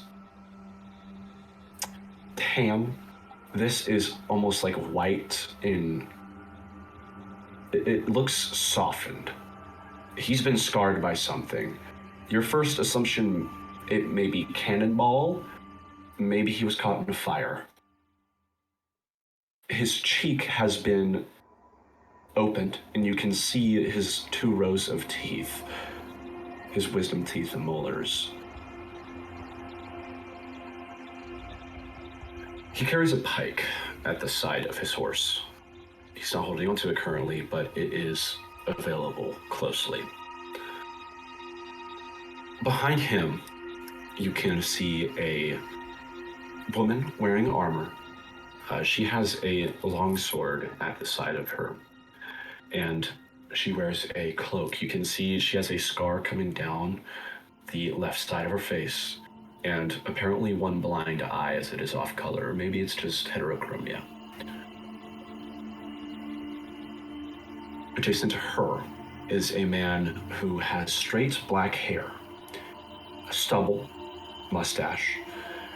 He also carries a long sword, but he has it slung across his back currently. He wears a heavy black pelt across his shoulders. His eyes are wide. He appears to see you too. Mm-hmm. Behind them, at the very back of the formation, you can see a woman wearing a almost ornate what would it be? A toga. You can see there is a hood across the top. This is purple, by the way, with kind of yellow trims. She is pale. Her hair is white, eyes black. She doesn't carry any weapons, at least none that you can see. Also near the front is a man wearing, it looks like plate armor, but it's dented and scratched in places. He has a massive nose with a scar across the bridge, blue eyes that look to only be judging you for what you have on your person. And behind him is a girl, probably only just beyond her teenage years. This is a big group, huh? Yes, there are 6 of them. Appears to have been affected by some kind of skin disease, as there are pockmarks and scars all across her face. She wears a green cloak that is patched up in places, and her hair is curly, unkempt, and oily. As they ride closer, the scarred man at the front begins to part civilians, as there has been a crowd around you now for quite some time. He approaches closer. Lucian relays the information on their armor and weapons to the rest. It is just about as you finish talking, as the man at the front shouts across the crowd. All the cheers and all the bustling conversation halts. Enough!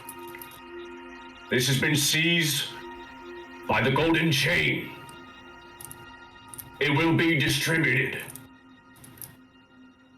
As it is now, those who are here now will only get the rations. We need to provide it equally to the homes, to those who are sick and bedridden. We'll take it from here and distribute it over the coming days.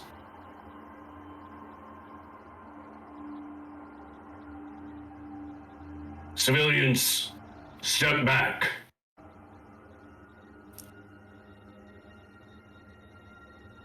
Do any of us recognize the name Golden Chain?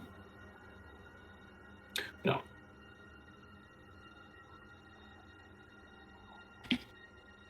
Should we do something about that? Looking immediately to his left and right, whoever's there.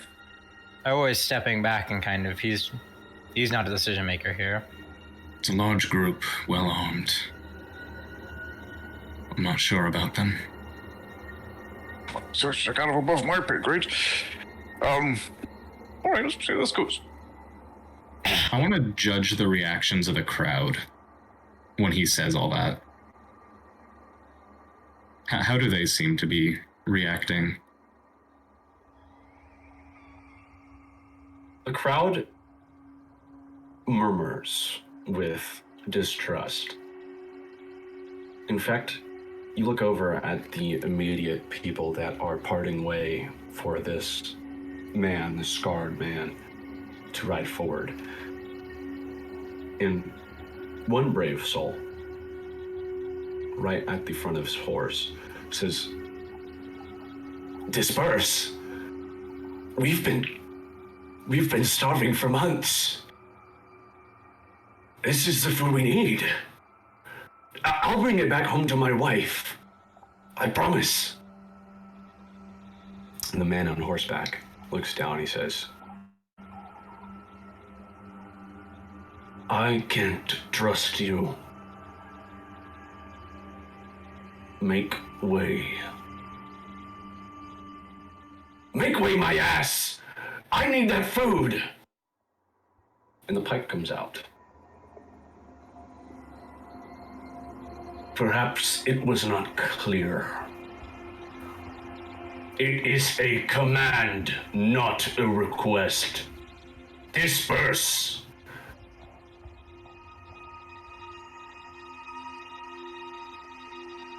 doing anything about that? I'm waiting for us. Waiting for Lucian to say something, do something. I'm not the leader of the operation. Not Lucian. Fucking not Lucian. My apologies. I'm talking. Edric has been staring contemplatively, squinting, his eyebrows furrowed. Before he speaks, there is a dignified, pale man waiting behind a building nearby, listening closely. Milo, would you like to introduce your character? Sure. Not that they have to make themselves known, as currently you are unseen. Listening to the chaos start to ensue, unseen, but to audience or anyone else that may be observing him, you see a finely dressed man, black vest, black overfrock coat, kind of with the fabric that kind of goes over the sleeves and shoulders and drapes down, wearing a black flat top wide brimmed hat, kind of pointed down to hide his face just a little bit. Looking around the corner, he wears regular pants that have been kind of pulled up to suit his high-kneed boots, which are also a black tone. He wears, of course, his satch on the side. He has a waist belt. On it, you kind of see what looks like a cane, black lacquered cane with a silver top where maybe a sword would go. And he's just currently quietly observing.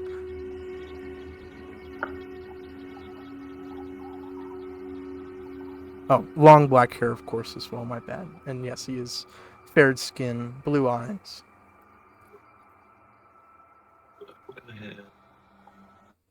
Due to everybody's journals, as well as Salim, now that she's in the party. There's journals, all clears, skadoosh. Okay. Great. You can see as the Viscount is staring contemplatively, once again, eyebrows furrowed, squinting. He tilts his head. Golden Chain, I hesitate to ask. Has this city been overrun by bandits? Where's Mayor? Mayor Kapacha? I know him well. We can discuss this personally. The man at the front chuckles. Kapacha? Mayor Kapacha ordered me to do it. So who's rolling insight?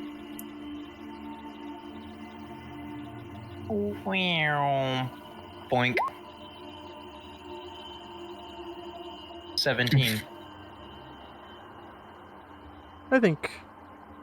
Oh, is this okay? If you want to roll insight? He's just observing the entire situation, so yeah. Okay.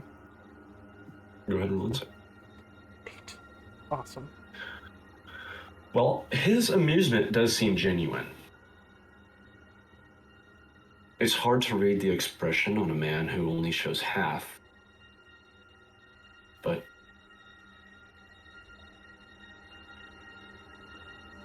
you think he might be telling you the truth. He's more certain that he is than he isn't. And then not say much and keep standing back and waiting for what happens. Hand is on his bow, kind of hanging on his chest, but he's not doing anything yet. Edric looks baffled.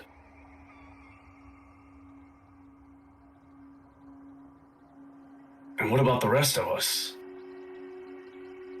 Are we just to give up all our food? The man at the front says, yes, you are. All of it. There are men and women starving for months. You, I can tell, have had plenty.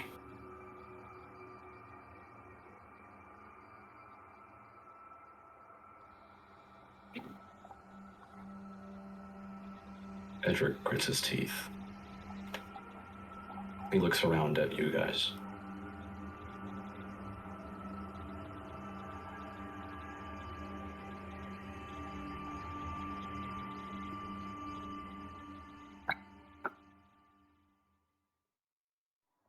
He just whispers.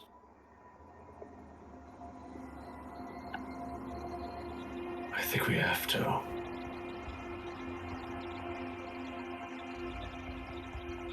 I don't trust any word they say. Well, my priorities are staying alive, so I can't argue. If they take our food, we can hunt for more, but... Will the food actually reach the people?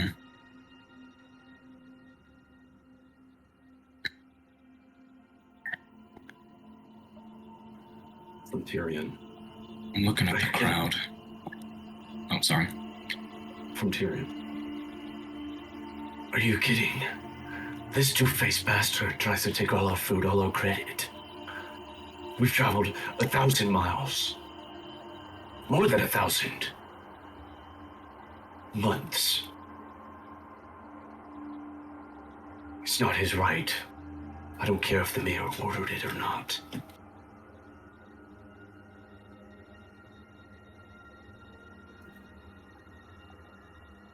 Right, well, there's a crowd of hungry people. I mean, I don't to say that violent revolution's a bad idea.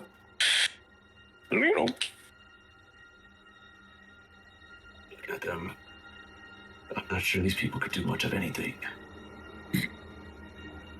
Stiff breeze could kill dozens.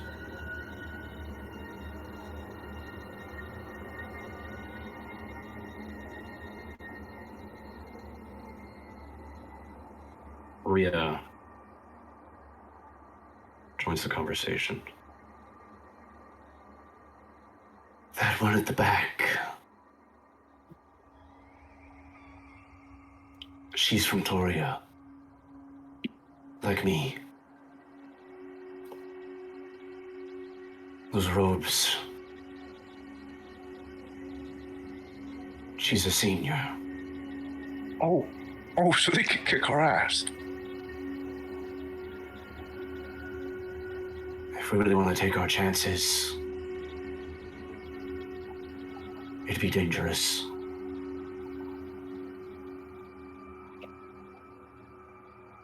If they ain't giving us much of a choice, we need food for the way back. Looks like they ain't not too keen on giving that to us.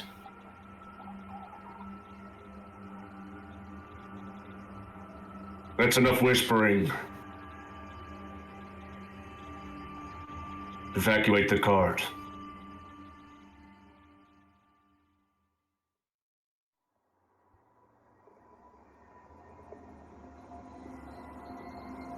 So, who's gonna, do the thing first?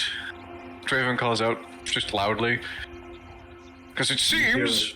You hear, in the middle of Draven speaking, you hear the screech of iron on iron as Draven draws his sword.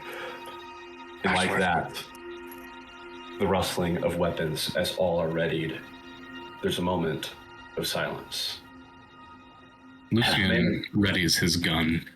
The man in full plate right next to the two-faced individual at the front has drawn a pistol. No. I don't think I would do that if I were you. You really want to die over this? You're not giving us a choice. The choice has been given. Starve or get shot. It's a choice.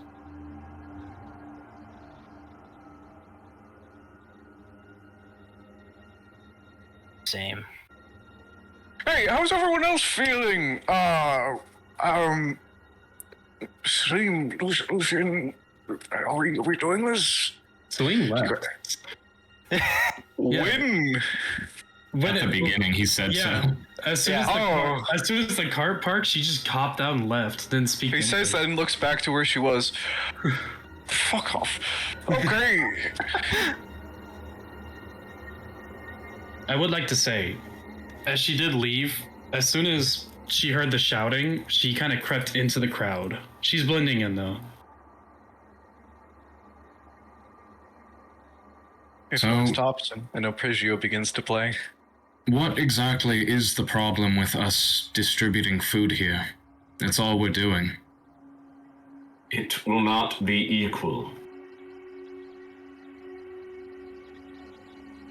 Can we be certain that you'll do that? You can. We have the resources. We have the books.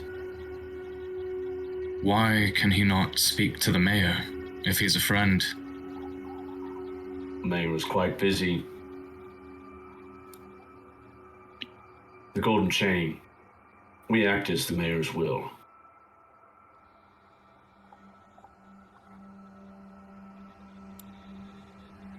What's the name of the one leading this again? The caravan? He hasn't told you his name yet. No, our caravan. That would be Viscount Edric. Edric Danuke. Edric, do you know anything about the golden chain? Or is this all new? I've never heard of them. Sounds like a bandit group. It does. Theoretical. How close together are these people? Good question. Great question. As he's strumming up his arpeggio. All in all, they're probably all within 20 feet of each other. That's enough That's for... pretty close. Yeah, that's a cube right there. So, as he's just repeating arpeggio, it's a bit of a stalemate, huh? Once again, the man in plate armor. Look, I've killed at least 100 by now. You really don't want to do this. Just walk away.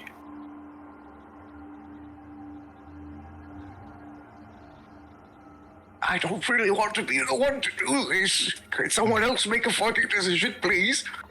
Am I taking a shot? You can see as the Royce gang is all gritting their teeth. The grip on their weapons is shaking. Tyrion at the front.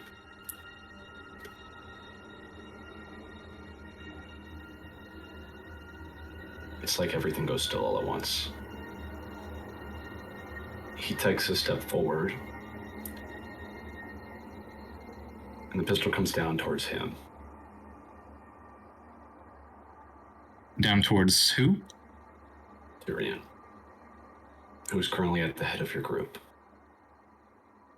He takes a step forward, and two motions happen instantly. The pistol comes down towards him, and the pike comes down towards him.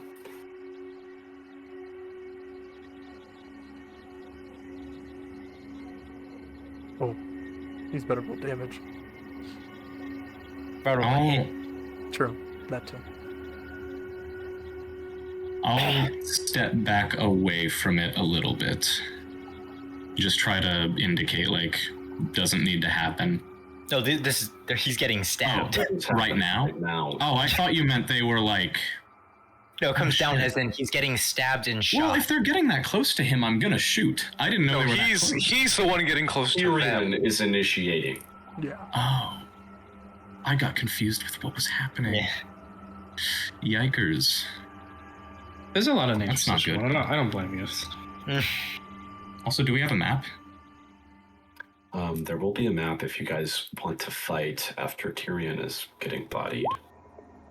Ooh. It is not a crossbow, by the way. That is a pistol. Is Tyrion's AC again? 16. Hopefully more than 15. 16. Ooh.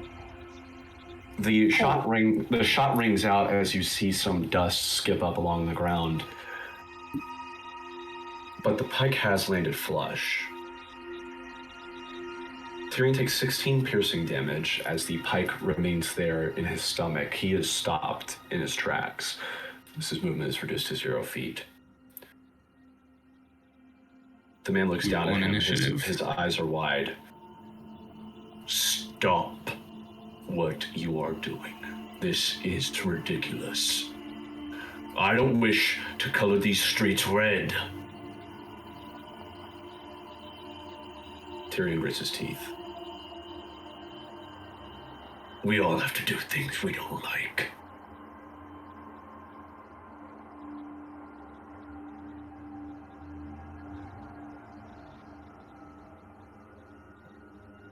There's a flash of movement, and the man in plate armor has stepped down from his horse and planted a dagger squarely between Tyrion's chest.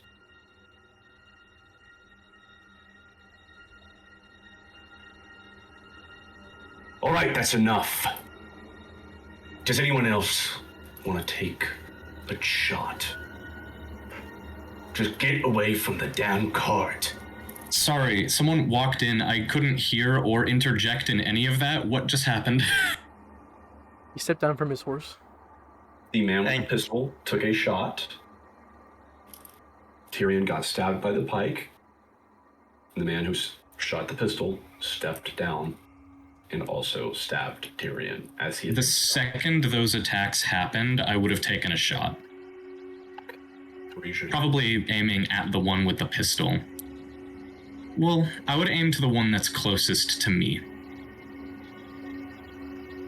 Which is the one who stabbed him. Okay, we have a map. Okay. So. What alleyway do you think I would be in? He took 26 damage. damage. Right, Joe. Gotcha. So. Yes, he took 26 piercing. Ooh, they have a lot of health.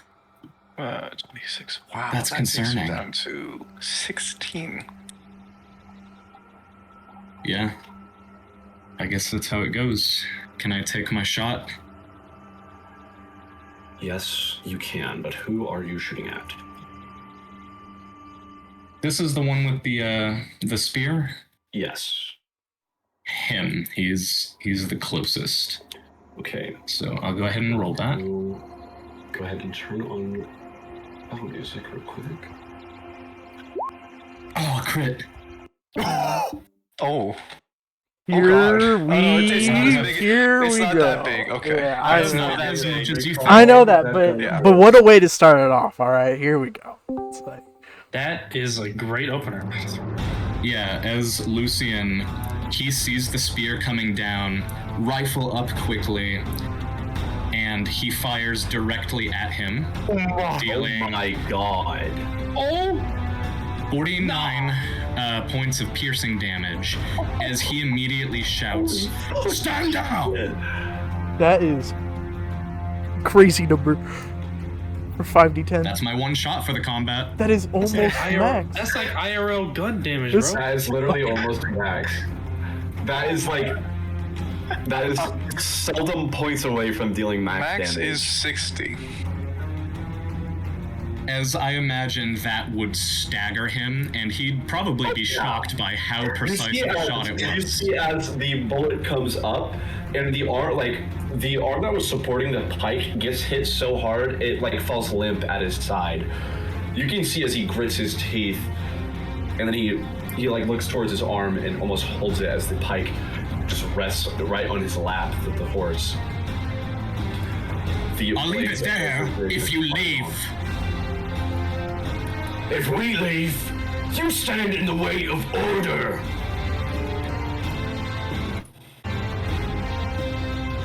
Bandits. We're bandits. We are doing our job.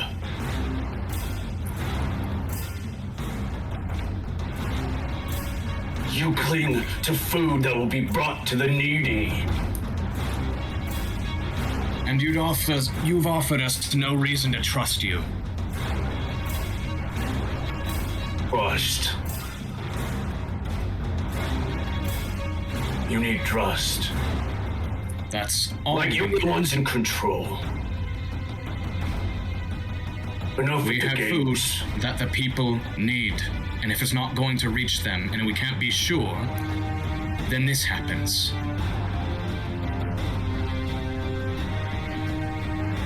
Enough with the games. He holds his arm again. He can't hold his pike anymore as he draws a sword. Those of you who don't wish to die, you step back.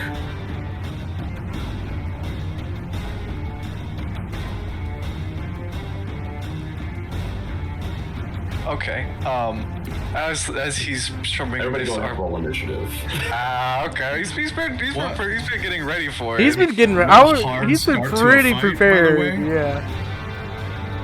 Okay, let's roll that movement. 7 fasts. 7 fast as Pretty well. good. Milo, do you want to take care of any of the funky guys? Oh man, nice. Okay. Yeah, I'll probably. take care of. You want to keep Robin?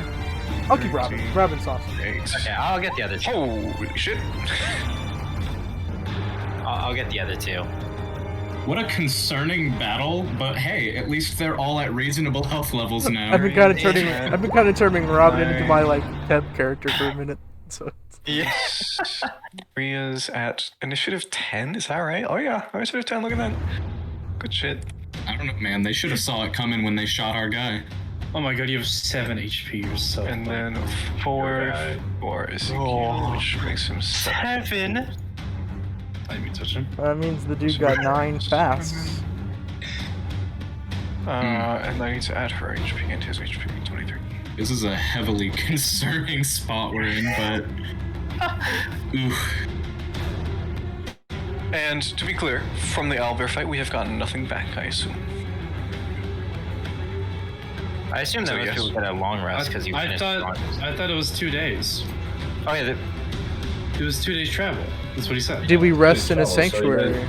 You guys don't get health because you didn't have medical supplies and you weren't resting in a sanctuary. we don't get health, but we get features. Yeah, but you get features and do you get slots? Yeah. Okay, cool. Okay. Did I add? Wait, Draven? is that 16? Draven to Okay. initiative. Damn.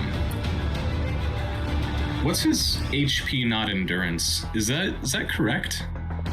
What's up? These Tyrion, Rhea, and Ezekiel do not have endurance. Neither do Gunner, Robin, and Ooh. We're in a pickle. Can I forfeit my first proper turn to get this action off or no? Oops. Whatever. You guys could see a couple dudes' initiatives. they have initiative 9. No. What? Oh no.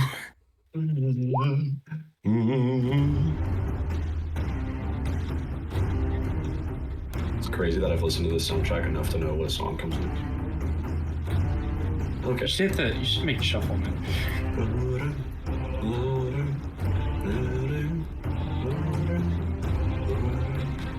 No, I did it this way intentionally because it transitions better. Okay, you're full. Alright, 3. Then next one is Oh man. you have a 9. Oh, big initiative tracker. Oh man. There's a Also, lot of things here. Let's get our ACs on the board. I feel like that's going to be very, very important here. Okay, Slim will come help you, especially if yours gunfire. You have a 10. Okay. Things have gone bad. Hold up 2. Here we go. Rhea. 14. Is it her turn already? Man. She is... You know, I imagine... Oh man, what is she? Yeah, fuck it. She's gonna start blasting. Immediately seeing the man who is recoiling from nearly getting his arm fucking blown off. Chromatic Orb. It's just going to be 1d20 so awesome. plus 6. It would be so cool. So So let me roll that 1d20 plus 6. If it That's bounces a 22 to bitch. Okay. That's higher than 17. Does That that, is. I assume that goes through. It does hit him. All And right. this It would is be once so again a awesome. cold spell. Ah. Okay, as that comes up and gets about half of his remaining vitality. He's down to 17 HP as this orb of frost blindsides the non-burnt off-looking part of his face. And she begins to back around the corner, keeping Tyrion in her sights. So what should we do for when we roll the same initiative but have different decks? Does that matter? Yes, that adds. So let's. How should we change that? We can just leave it in whatever order this decides to throw it in, which I think is just alphabetical. But we can do like 0.1 or 0.2 on the initiative to make it actually correct. Okay. Does the point like refer to your modifier? Jasmine. Yeah, Who's Jasmine? you can do that. Okay. The proper way to do it would be like 5.14 if your dex is 14. Okay. In that case, Jasmine dismounts. Ah, shit. Man, I wanted to get my spell out. damn. Dismounts 5, 10, 15, 20, 25, 30. Approaches Zack. Zack does have allies adjacent. Oh, do not split up. But from here, she is going to reach out and attempt to stab him. So 25. That hits. He takes 9 piercing damage. Ooh. As it goes in, it goes in, she rips it out. Doesn't say anything, but you can see her kind of smile as blood seeps out into the sand. She's a hell of a level 1 fight. Robin. Immediately taking his maul, just like, get your hands off of him! Going to try to smack him at first rage, and then hit them. 14-ish.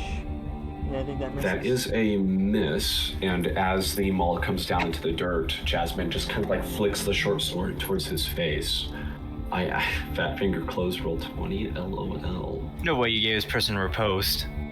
Yeah, they have riposte. It's written right there on the short sword. It's the rapier I gave John, obviously.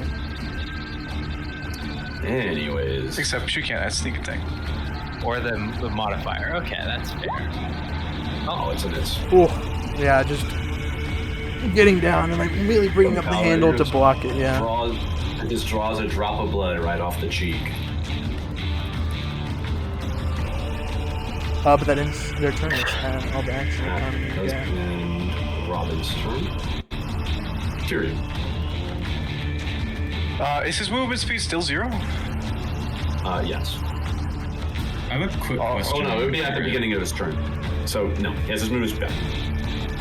Yeah, can I ask a quick thing? So I'm putting the bayonet into attack rolls for the character sheet. Is it strength or is it? It's strength. Can I dex? It's strength. Yikes. Seeing the focus fire on the man he is running at, he's going to continue to run at him. And hopefully take his head off.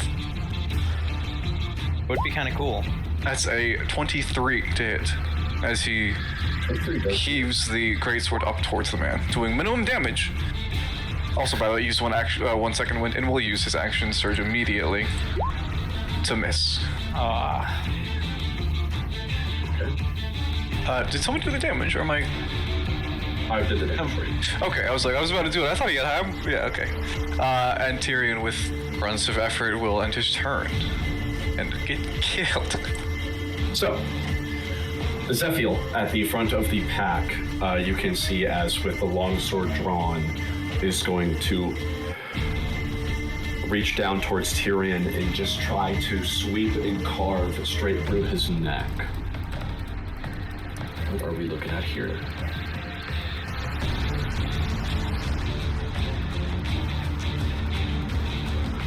Music's kind of bopping. It's a critical hit. Ooh. Fascinating. Is 12 slashing damage as it gets carved deep into Tyrion's shoulder. As the arm tries to come up, it hits like down to the bone. And Tyrion is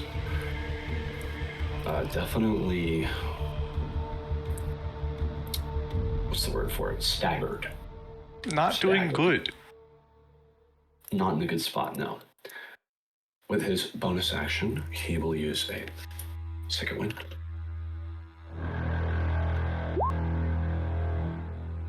Restore 8 health.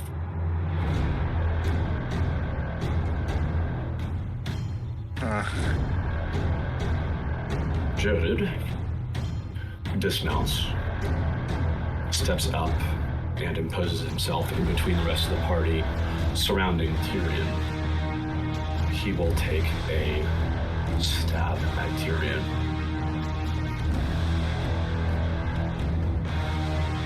Well, this does not have advantage, but it does have a +2. And it's a miss. Good. As with the sword coming down towards Tyrion, he just barely scoots out of the way. As this short sword comes up, it looks like it would have gone straight through his jaw. He'll use his bonus action to do a fat load of nothing. So, Currently, he's just observing. He's going to pass his turn this round. But Lucian. Lucian is going to... I'd imagine his musket's on like a sling. He just kind of tosses it, swings it around to his back, and then reaches forward with a bolt of electricity leaving his arm. I'm going to cast Witch Bolt on this guy. name Which guy? this guy. On the horse in the front. Okay. So I'll go ahead and roll that attack. Actually, wait, bonus action first. Innate sorcery to give myself advantage. Of course. Totally didn't almost forget about that. So, boom. That's ass. Being next However- to Ezekiel, you feel that inspiring melody that you didn't even know was playing. What's a D4? True. Wait. It, Damn. It could have fixed it if it was a 4. They had to roll for it. Yeah. However, the bolt still latches onto him and remains active. Okay. And Lucian is going to back up just a little bit. Alrighty. End of turn. Zach, on his turn, would immediately, after being stabbed, attempt to stab back with the spear in his hand. Missing. Bonus action, I'm going to second wind for 5. As you see him kind of holding his shoulder, he is going to action surge as he disengages to retreat to cover. He gets behind the cart and grabs more spears. And kind of reaches for more spears in the cart. That'll be the end of his turn. Raven.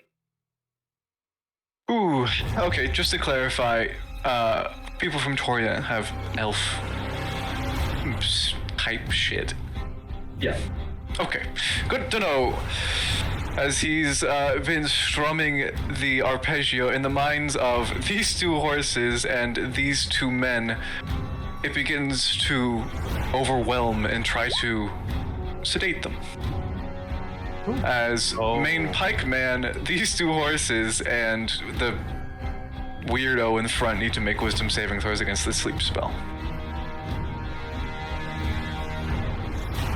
Front, you can see as it like almost takes him, and you can see as the eyes begin to roll back as like veins pop and burst, and he looks like he's just been invigorated as he chooses to succeed.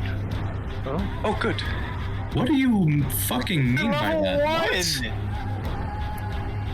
Sure. Why does this man have... shit, fuck, oh, fuck. You got it. As you pass over in the back, this guy's Mage Slayer or something. Correct? the horses, and then this last guy here. Okay. Horses do not have legendary resistance. It could be Mage Slayer. It could be Mage Slayer. It has to be Mage Slayer. He just said legendary resistance. He just said legendary. I know he said that, but I was hoping that he was just saying that. That is awesome. Oh shit! His horse rolls a nat 20. The other one rolls a 4. Okay, this horse is asleep. As it falls down, its rider will just dismount automatically. Deck saver fall prone. And then lastly, did this guy in front fail? I don't recall. He has not rolled. Oh man, if his horse just toppled, I feel like he might have trouble getting his footing right away. He would. This guy's face is creeping me out. The guy, the guy that was riding it does roll a natural 1, so he does fall unconscious. Incapacitated first, of course, Incapacitated. for the sleep spell, and then we'll see if they fall asleep. 15, 20, 25. Elroy, you have a bardic inspiration Yippee. as he did that. Okay. Ezekiel. Those near him, as he pushes through, hear him say something about "can't let him die here," as he will cast Healing Word. What is his modifier? Hopefully large. 4? It is 4. 2d4 plus 4. Hey, that's not bad. Syrian goes up to 19 hit points. Alongside that, he will give Tyrion a bardic inspiration as well. Actually, does he have bardic inspiration? He doesn't. It's just the aura he extrudes. And he will get up next to Robin. Would use the rest of the That will end his turn, as he only has that effectively. Gunnar kind of seeing what Zach's doing and following suit, kind of steps back and reaches in the cart for some spears before walking back forward. As seeing someone stab his brother, he's going to go for the person that stabbed him, as he is going to attack her. That is normal range. Misses completely. For action surging and doing it again, and missing completely. Wait, where is he? Yikes. Were you doesn't attacking? matter. It would not. Oh, I see. Doesn't matter. Wow. Yeah. Why can't I roll today? Elroy. Actually, now is a perfect time to go pee. Eloy, in a very similar state, kind of stepping forward before pulling out his bow and shooting an arrow at her. At least I have a couple more bonuses this time. It's gonna miss. That's an 18 to hit. Yes, sir. I did not mean to click it multiple times. It was lagging. As an arrow flies at her, she takes... against the rogue lady. She's going to take 7 piercing damage, and she roll me a strength saving throw as he whispers, in this kind of plant that she's standing on almost seems to ensnare and grab at her legs. So I'm casting Ensnaring Strike. That is a 7. 7 fails. She is restrained, and she takes damage at the start of each of her turns. She has to use an action to make an athletics check, or someone else within 5 feet of her can use an action to get her out, or if I lose concentration. I'm gonna step back here behind the horse, kind of using the horses as cover. That would end my turn. Those are mules, by the way, and Mules. they are about waist high. Okay, that's half cover. Yeah, okay. All right, man. Sure thing, buddy. Hey, it's covered. Waist high is half your body. Yeah, it's half cover, man. Sure thing, buddy. Rules written. Sure thing, buddy. You see in the back as this lady, stone cold in the eyes, kind of just holds her hand up, and you see as, like, coming off of her fingertips, a small little dancing light begins to coalesce into an orb. Elroy. Yes. Let me... Yes, chromatic orb. Uh-oh. Can't take it to spell magic. Okay.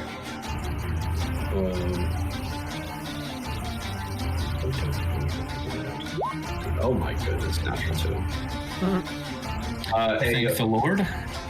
A chromatic orb does fly towards you, and it is cackling with electric energy as it hits the mule in front of you, Estelle. Estelle is instantly killed. No. You did that on purpose.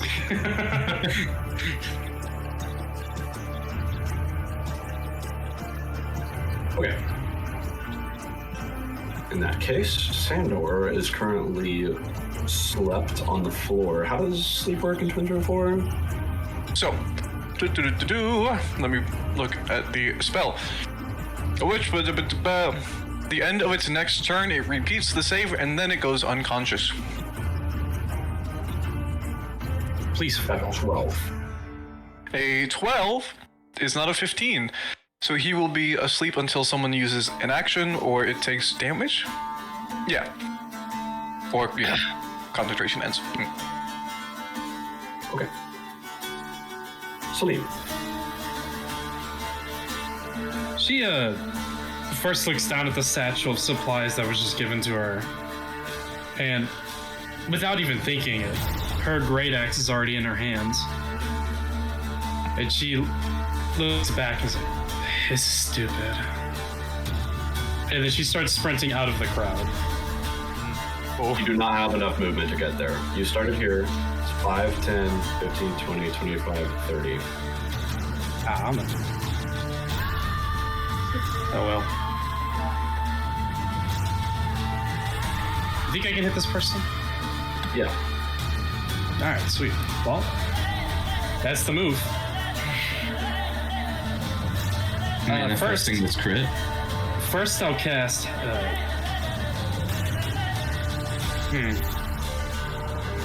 You know what? No, I won't. I'm just gonna attempt to hit. I didn't.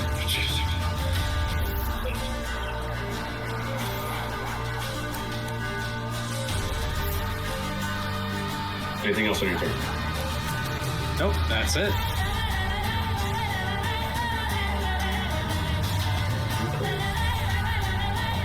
Up on the Sanji's turn.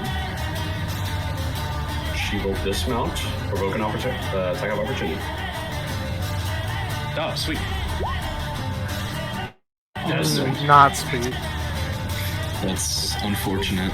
15, 20. The rolls were so bad she even noticed I was trying to hit her. Yeah. All right, I'm gonna stop manifesting this crit. I think that might be the problem. Stop Use an action to wake up Sandor. And action surge to move forward. With her long sword, she has... No, wait. She would be tweening the long sword. I don't know why I thought she had a shield. Tweening the long sword, reach out and strike towards Tyrion, flanking. She has a +2.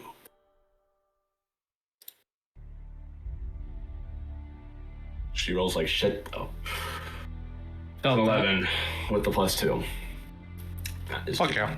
I think everyone's just rolling bad right now. This is No, it's insane. This should not awesome be when the close. enemies This go should not bad. even be slightly close. Okay. Rhea. Let's see.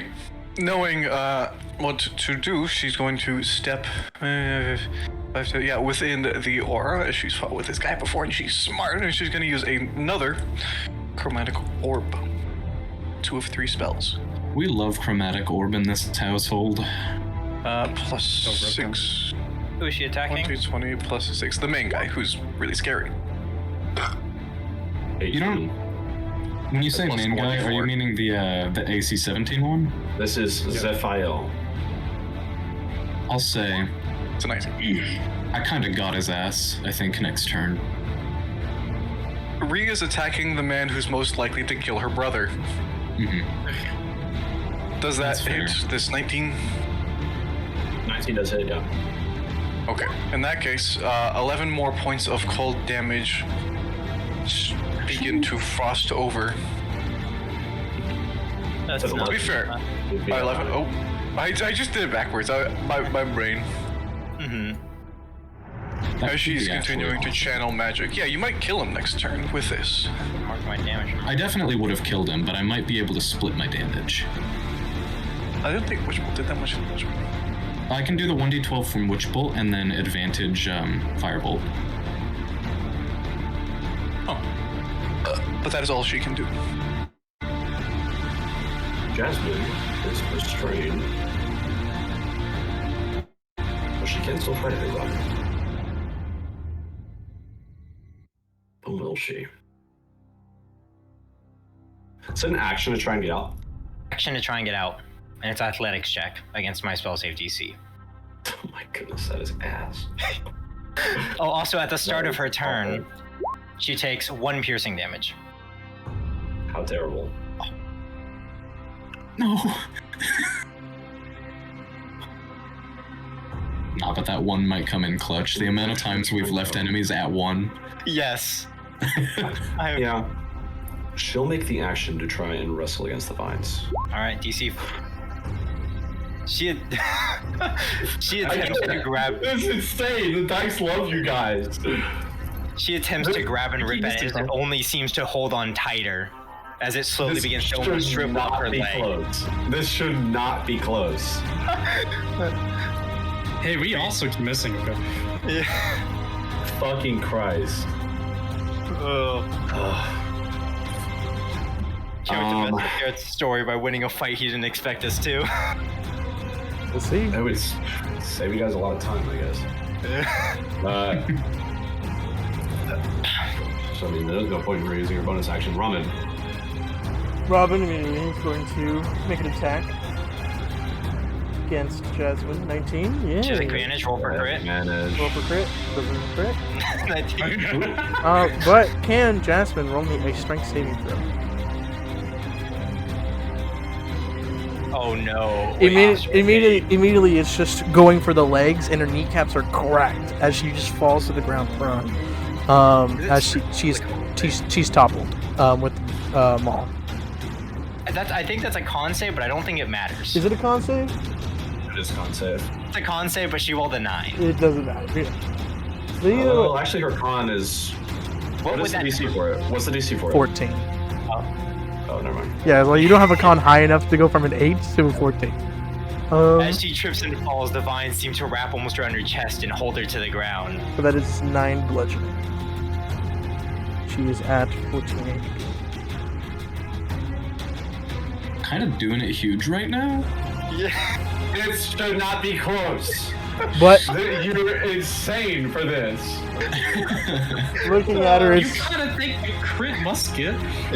yeah, just looking at It was her. +5, to be fair. Yeah, that ends his turn. He'll go here. That was also like Giga roll. Crits on guns, they only double the That flat was- bonus. Beyond insane damage roll for that. God, Yes. imagine if we didn't make that change and the crit was just a normal crit. Died. Instant kill at the very start. Got him. Oh, I got him. Tyrion might get him. Oh, it's Tyrion's turn now? It is Tyrion's turn. Okay, yeah. He's gonna continue to rage against the guy in front of him. 5, 10, 15. He is unfortunately outside of Ezekiel's range, but that doesn't matter, surely. Crit anyways. It would have mattered. Wait, let me... Not a crit, that's a miss, I mean. Oh wait, It would have mattered. It would have mattered. I'm so who was sad. it the Bardics were given to? Oh, him. Oops, that's not what that is. No, one Bardic was given to, I have one. Elroy. Okay. That's it. Okay. Can I fucking roll? No. Oh my god. Okay, he gets 4 HP back. That's his second wind. And that's all he can do. As he is just kind of getting ganged up on. Or about to be. Put him asleep again.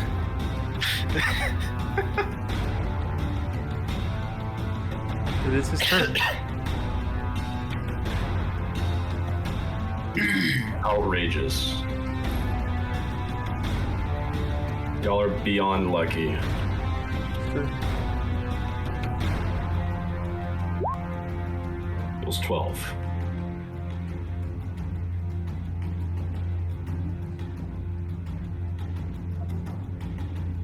Longsword comes down.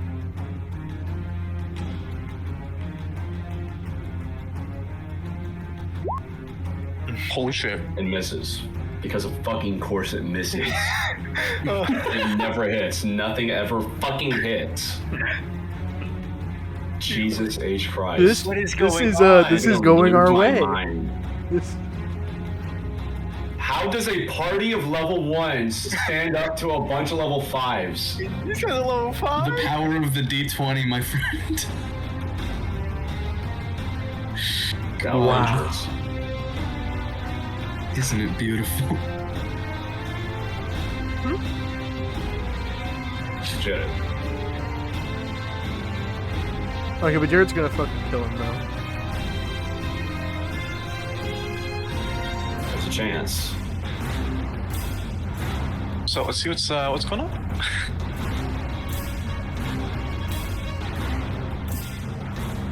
It's Jared's turn. Yes, sir. Jared's turn. Okay. I don't know who that is. That's the number we like to see. What's up? That is. I can't see. 15 piercing damage to Tyrion. Takes it like a champ.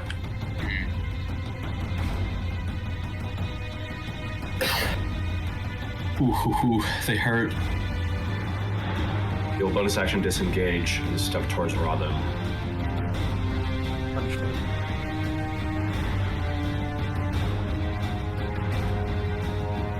Don't. He's honestly looking at this battle go a way he didn't expect it to go.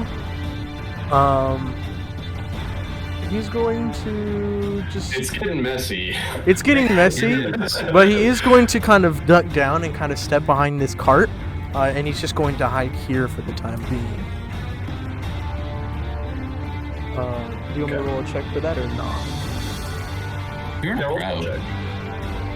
No, the crowd is gone. Things got they all noisy. ran. They ran away. You hear a gunshot in the city, you turn the other way. There were 2 gunshots. It's true. Yeah, it's a Ooh, smaller what one the and fuck? A massive one. That can't happen. Come on. In that case, there's a stampede. The strength saver die on the spot. Well, if anyone's trying to perceive it, but I don't know. Path the perceptions you're trying to fight. Yeah. Lucian. Okay, with that bolt of electricity that he sent out, he is just going to kind of strengthen it again, sending a little pulse through it. And regardless of anything, he's going to deal 9 lightning damage to... what's his name? And then he's going to immediately reach up with the other arm and throw out a firebolt. Pause. New Witch witch bolt bolt. on action. New witch No, bolt? No. it's a bonus action. Yep. New witch Who the bolt. fuck wrote that? New witch How did bolt. they 2024, goddamn- guys. You can go ahead and check it. It's Witch bolt really now good. is 2d12 on hit. If you miss, it still applies the witch bolt, and it's just bonus action d12s. Yes. Those were the chromatic orb guys. Yeah. I can throw you the new description of Witch Bolt. It's awesome, and I'm so happy they buffed it. Because I love Witch Bolt. That's so strong. That's unreal. I know, right? This is a first level spell? This Yeah. is a first level No, spell. that makes no fucking sense. I'll tell you what, that's not making it past fucking session 1. What? There's no way, Oh, dude. come on. Let Witch That's Bolt have its time. That's That's let's get already. That's OP, Continue. bro. That's unreal. Anyways, firebolt. Go on, do your firebolt. I hope you miss. I hope Don't I say don't. That would be sad. How's a 26 looking? 26 says, Jesus Christ. Please kill. Fire damage. Oh, yeah, we couldn't have it. That's poetic, actually. One. Lightning fire. As a total of 10 damage is dealt to him. Hunter's Mark is a first level spell that deals 1d6! Yeah. 3d12 versus 1d6. Make your choice. Well, you can't proc it on your first turns. It's only 2d12 the first. There's 1d12 guaranteed on next turns, but yeah. Unreal. But even It's if you very miss, good. though, is crazy. Yeah. Yeah, why is it even if you miss? That is wild. That ends your turn, Hey Lich. man, Witch Bolt is awesome. Does that end your turn, Lich? Yes. Zach. Zach, finally reaching down in here. First of all, another second wind. Pull up his character sheet. Oh, there it is. He's going to get back to full as he reaches in and grabs another spear and is going to chuck it at the. He'll chuck it at the man on the horse with disadvantage at long range. And miss completely. That ends his turn. Yo, Tyler, what's happening to us right now? No one's allowed to hit. Stepping around the corner, seeing what's happening. Shit, no fucking. Oh. And. Pop! Another sleep has hit the battlefield, centered on Tyrion. Second sleep.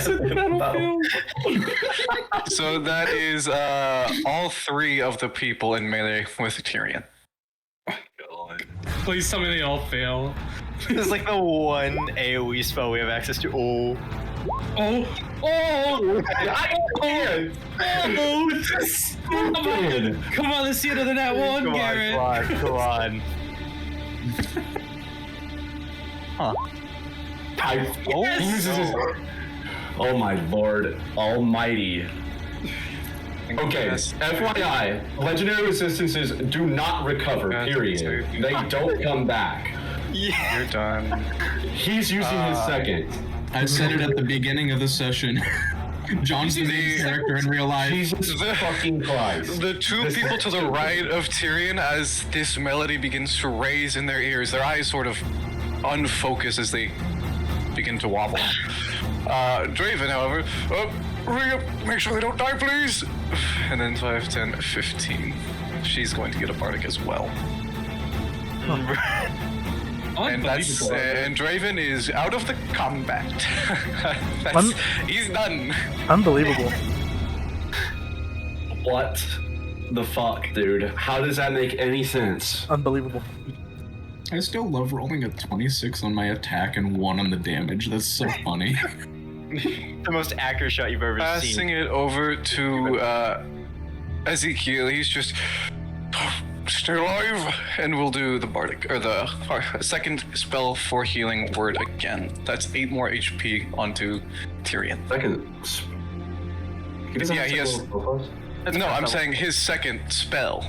Oh, got you. Because I'm keeping track. Gotcha. Each of both him and Rhea are left with 1 spell. No, I have been paying attention. I know they don't have many spells left. They have 1 spell each. Chromatic orb, healing word, sleep. That's it. Yeah, Draven's That's fucking it. god. He's trying to stay alive, but these guys are a little bit more tight-knit than that. And you know what? That's his bonus action as he There's begins still a lot to of health draw on the out a board. rapier. Yeah, she's restrained and prone. I think she might be dead. As with a almost somber face, she's left He's with that 1 guy. HP as the vines are going to consume her. These are people, I know them. The rapier they shouldn't have finds tried to one mug us. small, as Oh if the my vines God. knew, there's a small gap right around her kidney that he drives his blade into. Wow.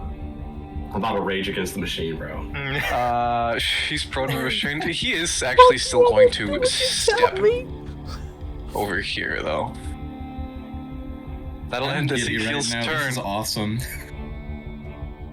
Gunner's turn. He's gonna target the guy on the horse. I gotta hit him once. Come on. With disadvantage from long range. That's a 12 to hit. Oh. Wait, do you get the hit bonus or are you too far? It's AC 17, not important. Yeah, no. Right. Alright. That's gonna end his turn. Elroy. Yeah, no, I can do concentration on her, so I can't punch her. Not Ezekiel. Jasmine is prone and restrained, but Ezekiel did provoke high opportunity. Yeah, 100%. Let's go with that disadvantage attack. Let's go. Whatever. Let's see what happens. Look at that. Taunt me. The duality of man. Poetic. Just to taunt me. Duality of man. That is splendid. Elroy. Get his ass, dude. Yeah, looking back is gonna look at the man on the horse, kind of almost keeling over, and take a shot.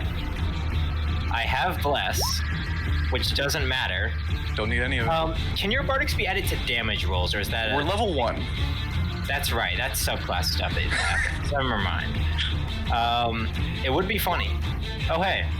Oh, would you look at that? So awesome. Would you look at that? As Elroy kind of leans over with the bow, holding it sideways as an arrow flies and manages to catch a neck. As it hits true right in the windpipe artery. It doesn't really matter, as he would drop his weapon essentially and reach for his neck.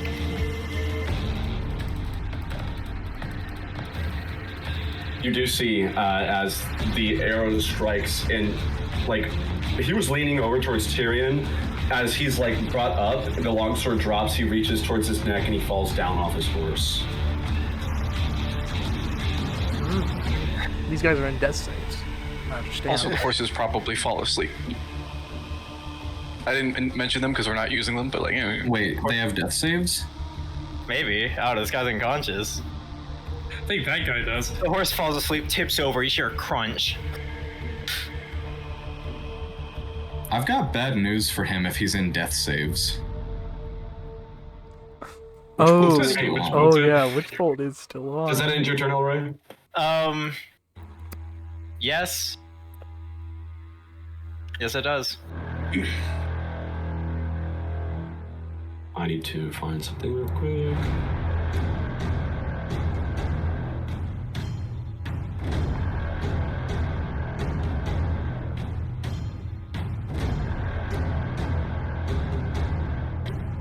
I think it's funny how our parties in every Garrett campaign are just rats that will not die. It's true. Every campaign, it is just surviving by the skin of our teeth. Whatever it's worth, though, that was my only witch bolt. Was it? Yeah, I used mage armor, Oh. and that's my 2 slots. You can see as there is a traffic jam as horses are bumping into each other. Shuddy jumps from her horse and slides down next to Jared as she holds her hands in front of her and just holds them forward. You see as the air in front of them begins to vibrate and shake before it ripples forward, and she casts Thunder Wave. Uh-oh. Yikes. It's a con save? Who all is getting hit It here? is Robin and Ezekiel? Who's Robin all and getting hit here? Robin rolls a 19. Yeah. Okay. Damn, they're ragdolling our mules? It's a con save. Ezekiel rolls an 8. He actually does fail. Okay. In that case, Robin, it takes half. Ezekiel takes full. Robin. is not push, but Ezekiel is. For the record, by the way, Inspiring Aura also affects saves.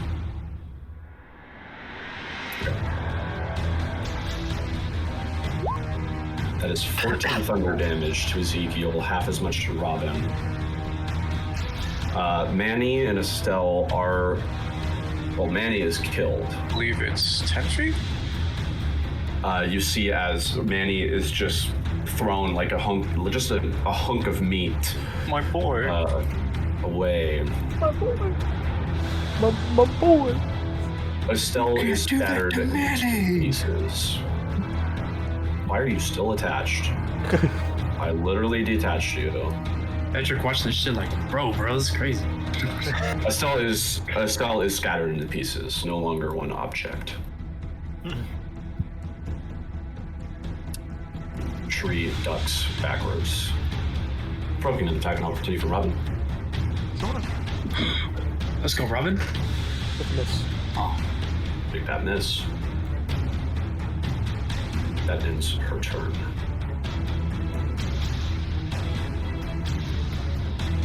Sandor is incapacitated. Wisdom saving throw. Yes, sir. Awesome.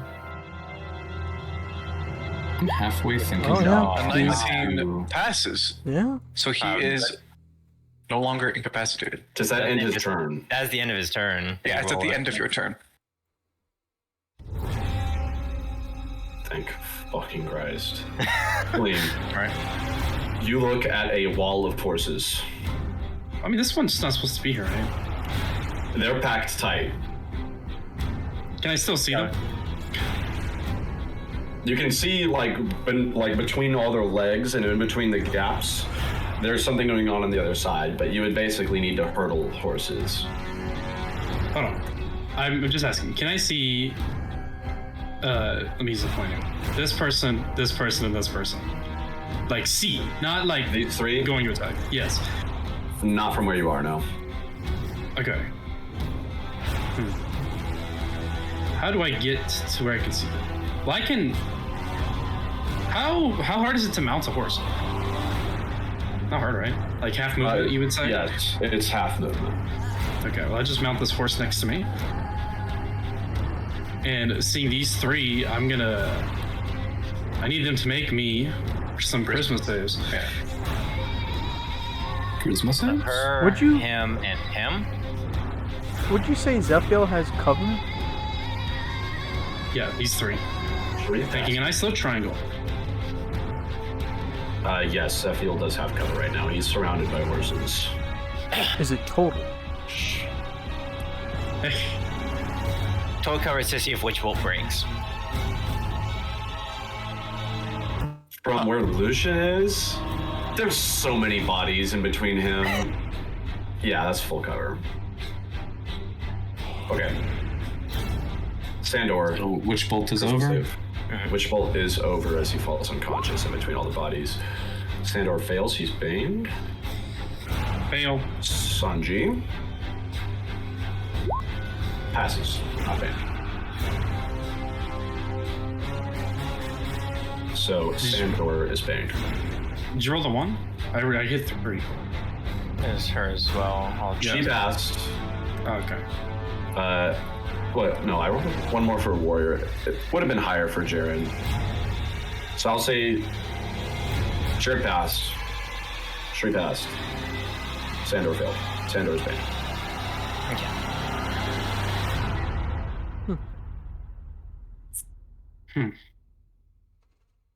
That is your turn. I guess so. I mean, I don't know how much movement I have left to finish hurdling horses. You were right there, so like 15 feet, right? You think I can make it to like... I don't know, I guess I could step on top of the unconscious man. She like plunges down on top of this unconscious person. It's now cramped. You're almost standing on top of him, and you could land on him if you want to. But you're just surrounded by horses that are being startled by all the noise. They're not Actually, running yet, as they're kind of familiar with it. Can I didn't think the horses would come into play. These 2 horses would be hit by sleep. If they fail. True. If they fail a wisdom save. No, they definitely fail the wisdom save. So they're unconscious and prone, but I mean, I think It would still block line of sight to the guy on the ground. Yeah. I just think it's I would imagine it makes them way easier to get over. She ends her turn by these ones back here are standing up though. She ends her turn by stepping on top of this unconscious person. Okay. Okay, so it is Sanji's turn. Wisdom saving throw. She passes. There it is. I just put it like that. Finally. Jesus fucking Christ. Wisdom saving throws pissed me the fuck off, dude. A lot of time, though. Rhea.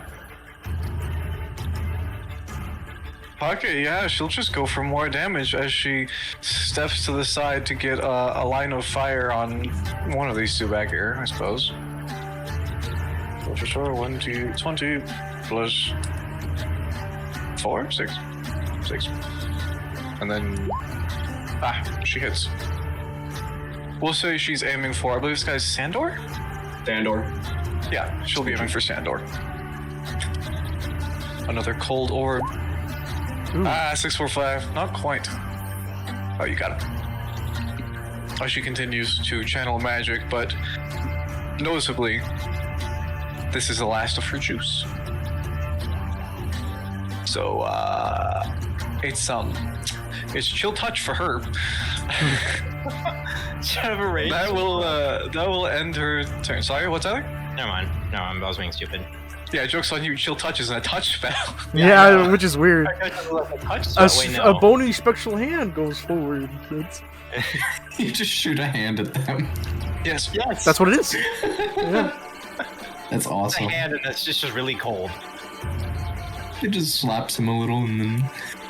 Bye-bye, Jasmine. What did Jasmine turn?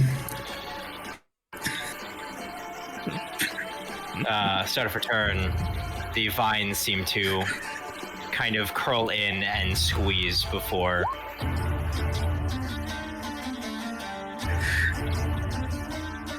too much blood loss combined with being stabbed in a vital area.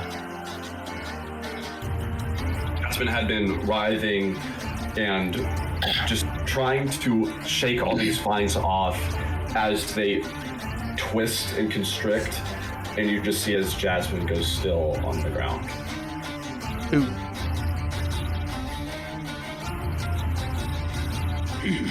Has a lot of value from ensnaring strike.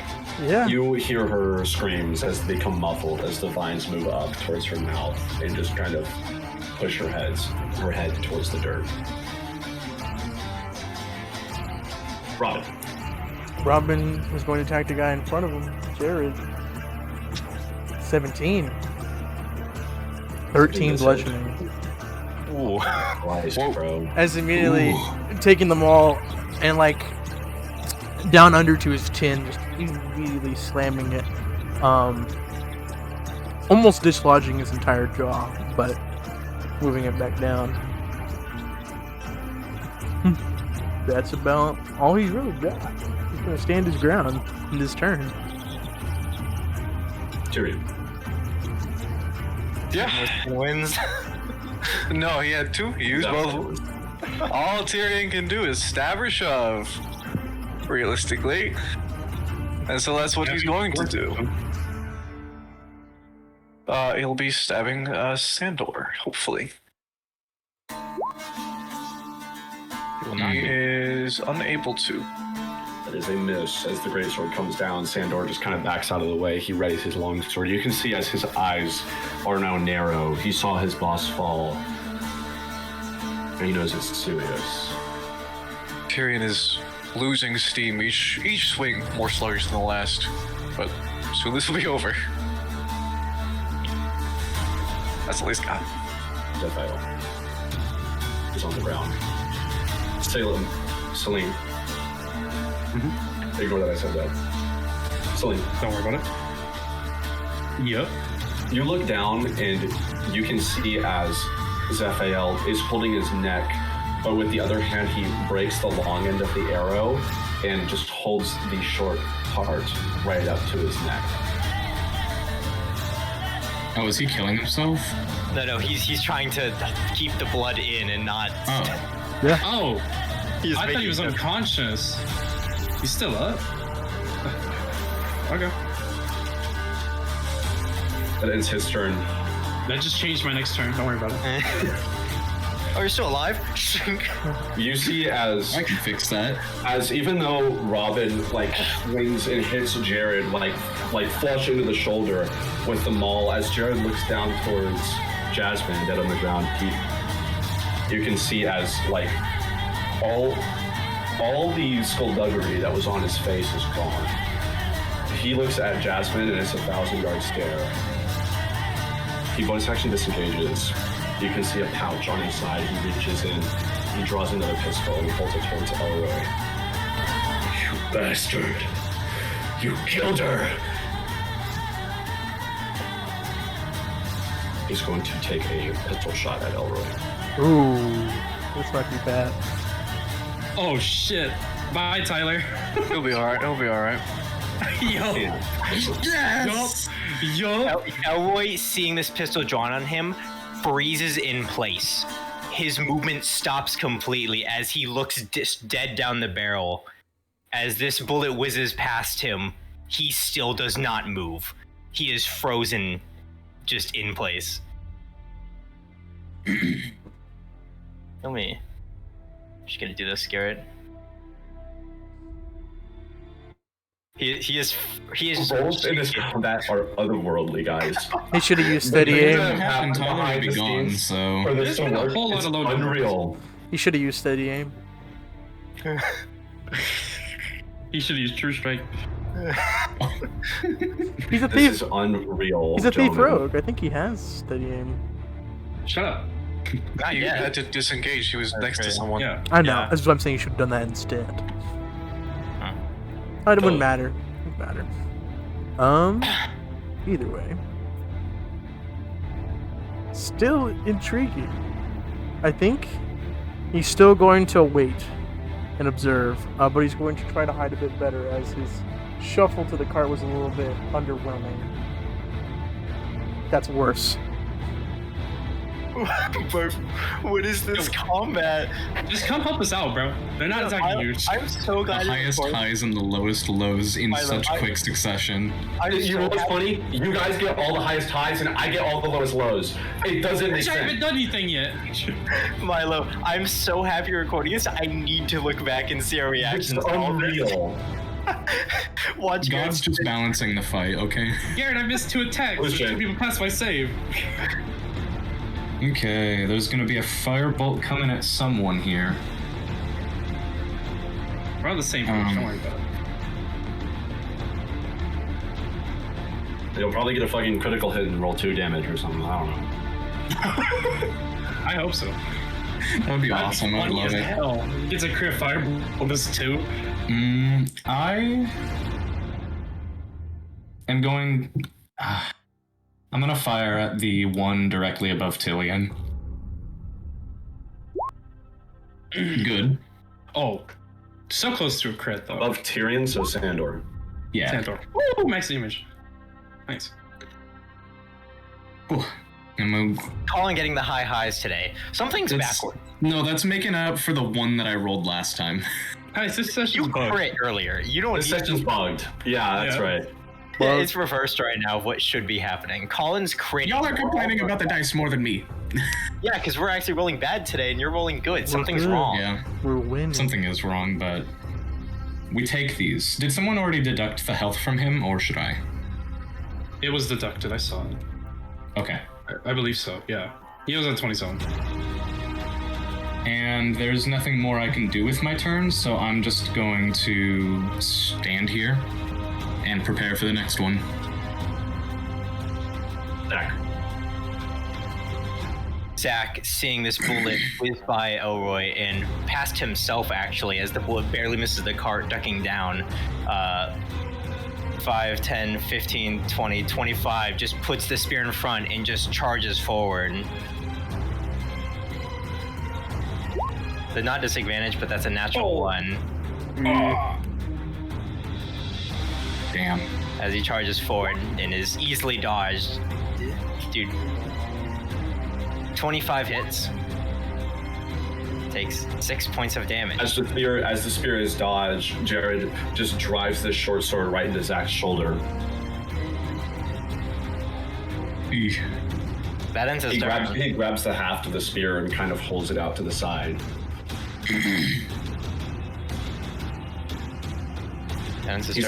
He's looking past Zach.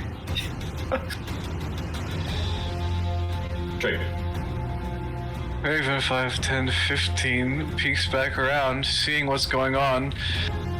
There's a singular, very loud droning that encroaches onto Chari's mind. Can she roll an intelligence? Or no. Just Starry Whisper. I might have my cantrips backwards. He's just gonna shoot a Starry Wisp at her. Dealing a whole 4 radiant at Chari. That's crazy sauce. I know, right? Using his remaining, step to get on back to this guard. Standing up from the massive amount of force, he's also going to look at Chari and just say, "Down," as he's casting Command with his last spell slot. That's a Wisdom save, correct? Yes. Unless I change it, but I don't think I did. No. Do y'all just have the names memorized already, or can you see them? I do. Look at the initiative. I mean, you can look at the initiative, and that's what I'm using. But if you don't recognize it, yeah, that's fine. His magic does not find purchase, but he gets central once again. No bonus actions.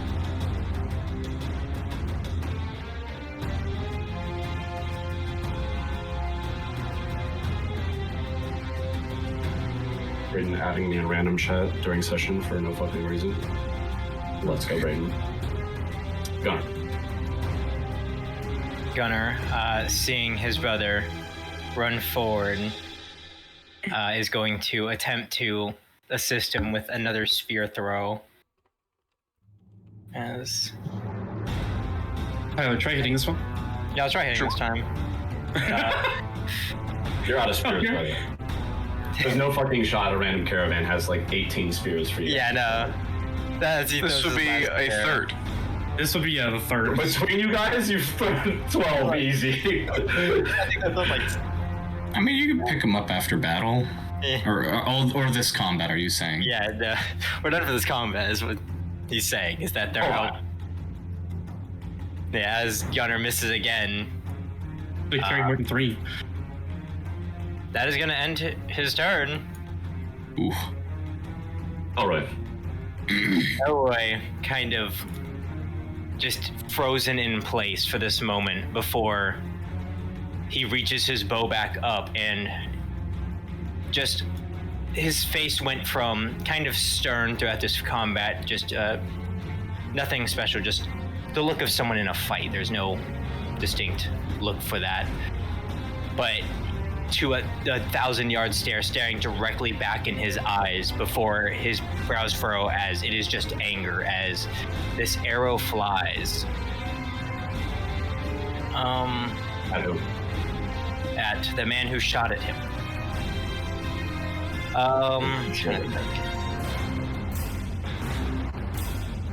As the arrow again turns long as the broadhead comes back as I'm casting Hunter's Mark.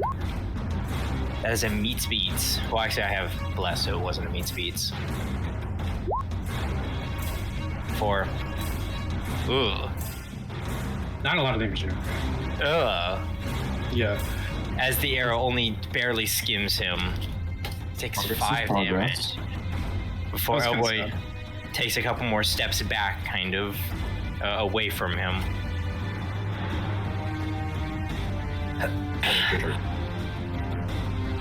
That is the end of my turn. Wow. Oh. Just click. Delete him. Just fucking delete Jared, okay. You see at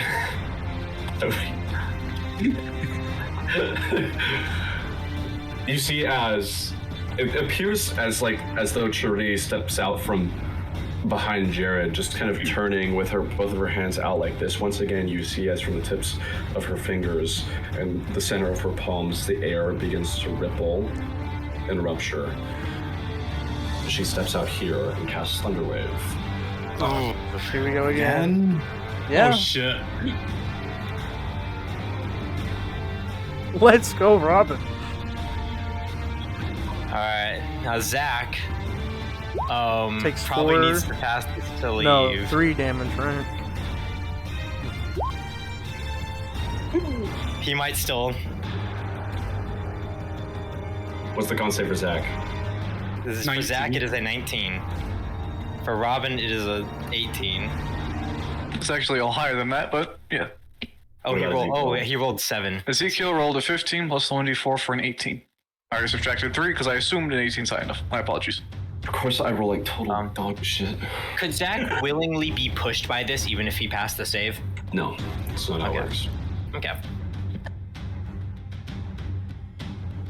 Sandor. Up here, you see as Sandor had approached, his eyes were wide, once again, like he'd seen a ghost. But as everything is happening, you see as his eyes narrow, his hands are no longer shaking. He grips his sword with strength, attacking Tyrion. You have Bane, remember. He steps around here to flank. Whatever. This is flank. Slim, it's an unconscious horse. I'm assuming you can just walk on it. Yeah.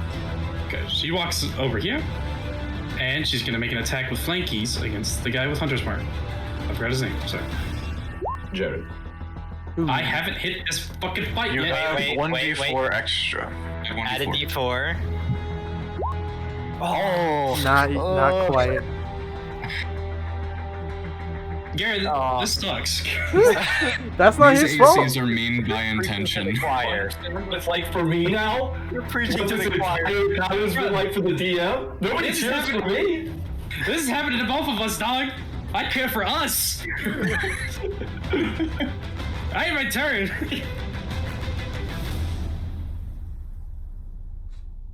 Cursed. Okay. What's she doing? Sanji attempts to knock Tyrion prone first. I rolled 4. What should I roll for this? Athletics, acrobatics, your choice. Okay.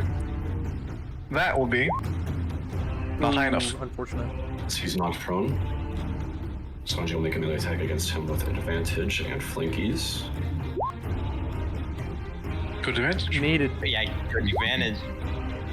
Ooh. 9 slashing as Tyrion is brought down to 7 health. Oof. Sorry, I noticed something funny. I rolled a 1, 2, 3. Next time we We're get getting a up 4. there. Eventually we'll hit only 20s. He'll be the first to roll a 21 in a few sessions. A gray spectral hand plus a 17 reaches for, assuming nothing happens. It should be Rhea's turn, right? Who are we targeting? It is Rhea's turn.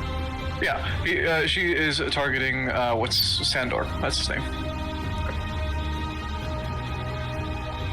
For a total of 3 necrotic damage. Let's go! He can't heal. Gotcha. The spellcasters are doing their best. We're Honesty. peppering. That's all she got. This really did just turn into an extremely tense slugging match. Robin This is is a going, good first fight. Robin is going Solid. to target. Level 1 fight. Yeah, Robin is going to target the guy that was shot his pistol in front of me. He's going to try to, let's see if he can't. It's just a group of madness. The Thunderwave pushes him back as he whiffs this maul. This roll 20's cursed. What is this? Does anybody see that happen, or? See what? This is Robin. Or wait. This is this It's guy. Robin. Oh, He's in the combat. sorry. Yeah. I keep looking at like the name filling appearing above the rolls, and it just I like see. Robin. it goofed my name or my thought process. That wrong word. Oops. Either way, that does end his turn. He's going to stay right there with his friend. Tyrion is going to lash out like a cornered rat against Sandor. Tyrion's been carrying low key. Movement to stand up. Of course. He stands up. Yep. Okay. This could kill. Oh, Doesn't. Very close. It doesn't. Close. 4 HP is left on Sandor as it's wild swings at this point. Yikes. Phew. He stays where he is.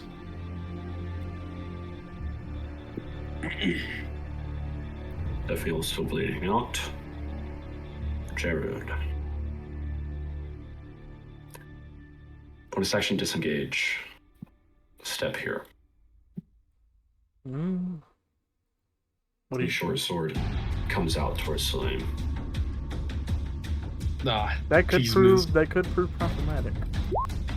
It Yeah. does not prove problematic. Oh. The stress I feel looking at someone attacking 11 HP health bar. With the sneak attack too. Yeah. Yeah, that could be bad. I would have went down. No. What the actual fuck? I don't Sorry, know. you can't down me, bruh. I don't I have know, but plot this is armor. awesome. This plot armor is crazy. I have plot armor, bro. How does this happen? I expected at least 3 NPCs to die. This is gonna be the whole party for the rest of the campaign. Don't. I'm thinking actually. These guys are winning. Yeah, we're winning. We're dogging these guys. You should join in. You should not have won this. You should have gotten wiped. Nobody's even down on your side. I'm just saying, if I was a bandit, I would join in. Or a thief. Or whatever he is. Well, he has 7 HP, so he gets like swiped by one fighter. It's over. Yeah. He's thinking. There's still a chance something could happen, so he's going to stay put just for another round, most likely at once. Finally, fucking finally. Truly the No one's MVP of attacking this you, fight. bro. Doesn't matter. I'm just saying, I hate looking at a low roll. That's all. Anyways, he covers himself with some sand. No, it's okay. But he is still waiting there. Waiting for the turn, honestly. He puts like a leaf on his head and no one can tell. Ends his turn. Lucian. Okay, I'm going to take a shot at Sandor's the one in the middle of this, correct? Ooh, taking a shot. Yeah, that's it. I was gonna kill him. Green flame blade. Hit. Dude. No! Come on! Come on! This can't be happening! This is... That, I love see. it. This is awesome, man. Joy. That's incredible. Oh. Bro, what? Eat slightly warm gust of wind, nerd. Colin, why? That's a 19 to hit with a 1 damage. 18 on the die, 1 damage. History repeats itself. We'll be back to 10 damage on the next one. Yeah, That true. ends my turn. Zach. Zach's turn. You know what? Okay, is this guy really so suicidal as to try forward 2 no, HP? he's not. I was thinking about it, but no, he's not going to charge forward. But he doesn't really want to step back either. I think he's just going to take the dodge action That's fair. and stay next to his friend, just kind of with the spear in a more defensive stance. He's just going to dodge. Where is that a button I can press? Probably not. Dude, Sandor better pull out all the stops. I need nat 20s on saving throws stat. Yeah. Andor should pull out that last 3 HP. Just you wait till that Star Wisp come in. Yeah, that's gonna end his That's what I'm turn. thinking. I don't know if Draven can get a good shot on the guy. You actually have a line, I think. I mean, sure. I'll leave it up to DM discretion. Is that a good enough shot? Turn. It's a perfect line. As Draven uses 10 feet. Yeah, but it's with the fucking mass of people. And it's a mosh pit, so it's There's a scary. lot of dust being kicked up right now.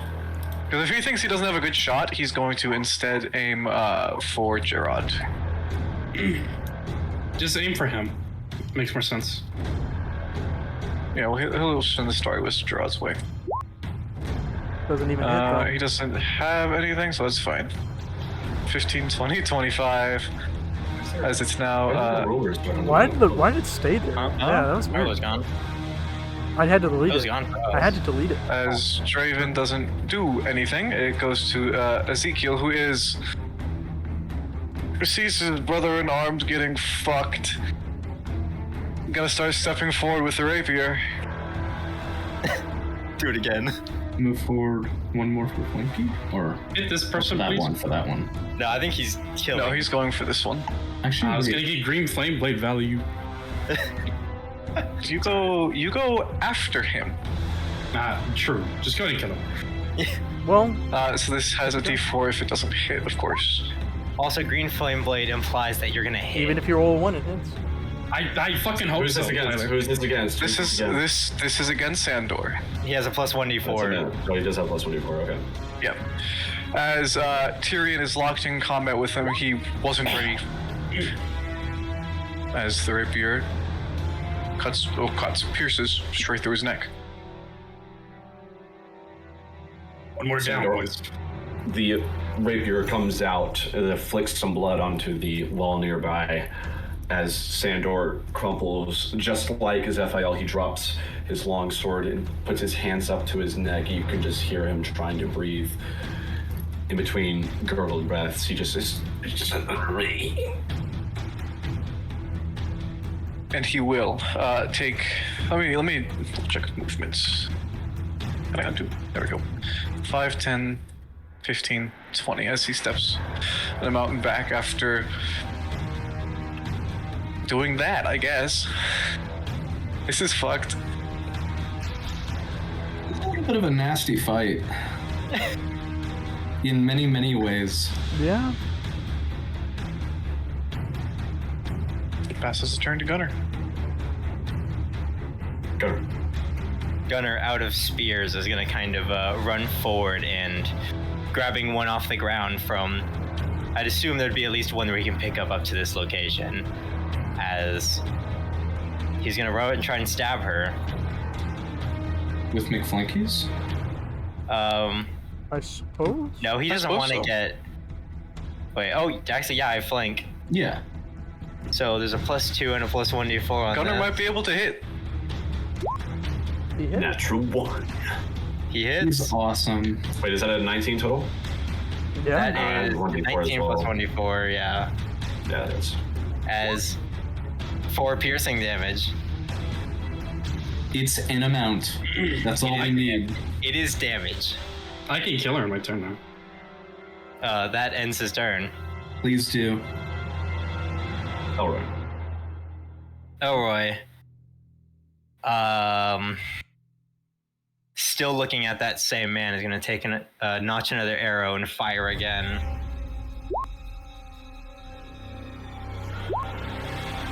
For 13 points of damage.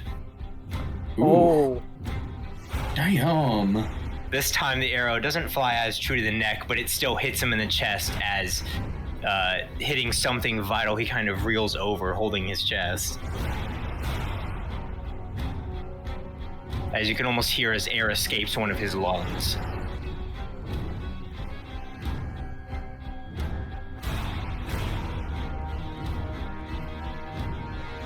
What is Hey, happening? why did that kill that? Oh, that did exactly 13. Oh. Yep. Wow. Good roll. I'm going to bonus action move my hunter's mark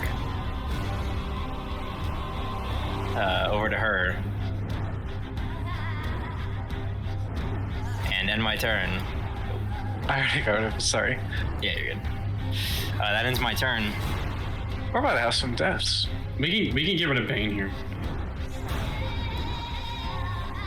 Yeah, Bane's gone. You see as Shuri now surrounded on three sides.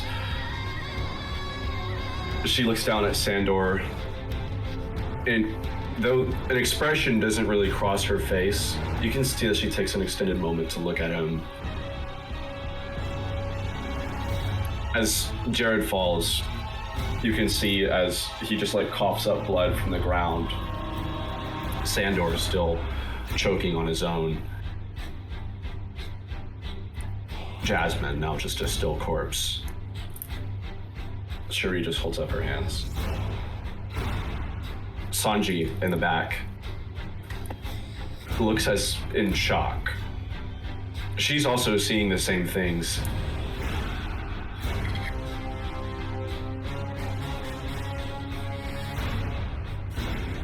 You can see as she's like fighting herself, like she doesn't want to do it. All eyes are on her. Can my character speak at the moment, or what you got?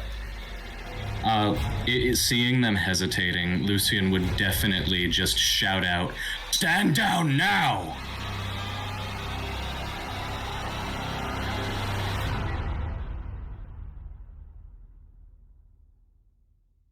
Still, Sanji like fights herself, holding on a long sword. She just like points it down. You can see her shaking.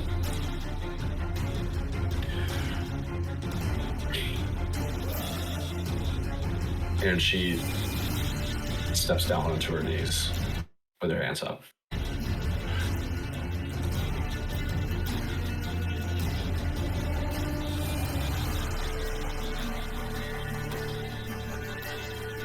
Just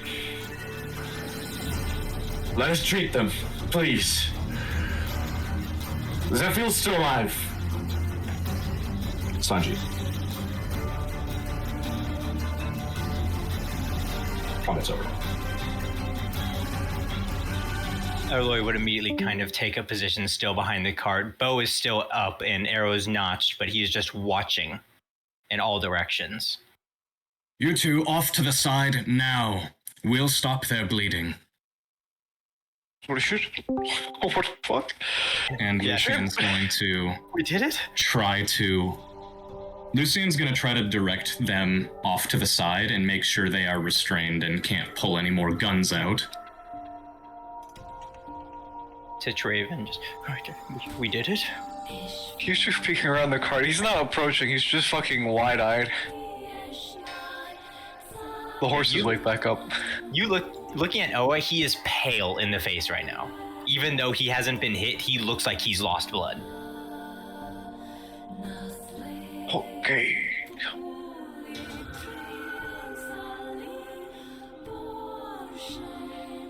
As soon as heads start poking out from around, the crowd has been spectating. Lucian kind of calls to the crowd, "Stay back for just a few minutes. We need to get this taken care of." The horses have scattered. Those that aren't asleep. Those two wake up. Hey, we lost 2 meals, we got 2 horses. What a trade. And as they wake up, actually, I don't know, they probably run anyways. Most likely.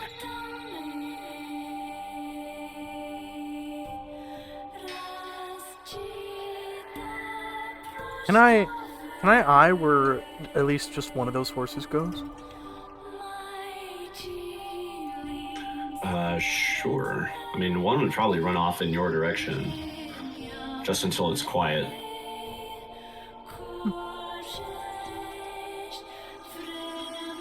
Once the two are restrained, Lucian also loads his gun and prepares for backup, potentially. Yeah, Oa is still kind of watching out in all directions.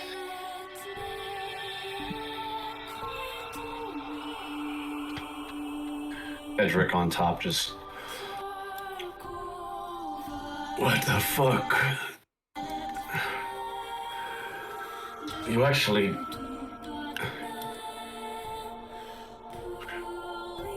My fighting days are behind me, but... That was a display. You have days ahead. Dylan's gonna go after one of the horses. Who's he saying this to? Everybody, in general. Are we all under control? They said Zephyel's still alive. That's the big one, I think. Didn't want to have to shoot him. Really, They finally, kind of forced my hand. thinking the situation is clear, kind of walking up. I'll do my best. Ezekiel and Rhea are both looking at Tyrion and just kind of assessing their own wounds. Salim looks down at the unconscious man. She looks at Edric. Mercy now would be weakness. He tried to rob the poor. I don't know that. Eloy, kind of ignoring him, would, without a healer's kit or anything precise enough, would make do with some rags and such to attempt to staunch the wound at least, knowing not to pull out the arrow. You might have been told the truth. He did act like a bandit. He didn't really give us much of a way to know. If he's lying, the people will judge him anyways. And frankly, I heard some of this. Go for The it. people are gonna judge him no matter what. When you talk to them. Regardless of what the circumstances are, if we kill him, it's a crime. We wait for the mayor. He'll be here soon. No doubt. I'm just gonna roll this. Alright. Ooh. You definitely managed to stabilize him. I imagine it's not much more than that, even with a nat 20, due to lack of supplies. It definitely isn't. He's unconscious. Not dying, but his health is not looking good. There is still an arrow lodged pretty deep into his neck.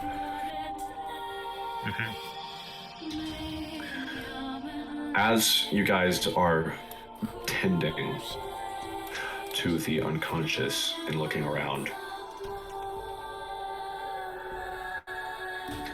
just from this house right here, you see as the door creaks open and a woman pokes her head out.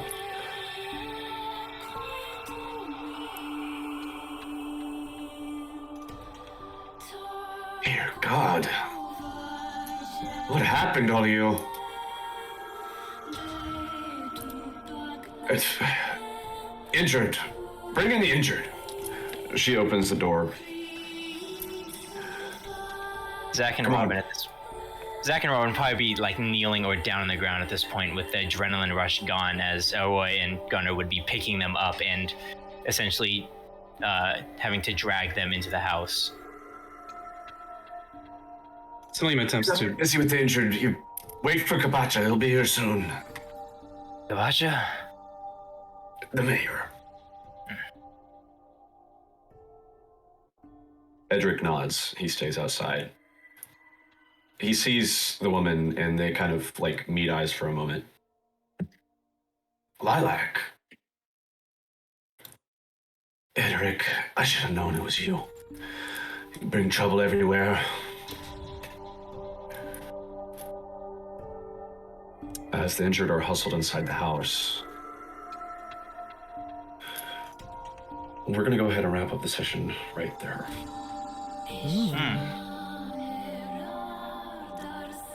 Interesting. I'm guessing things didn't. We'll see what you say. Well, That's the session. that is the session. Yeah. That is also the first recording. So, Yeah.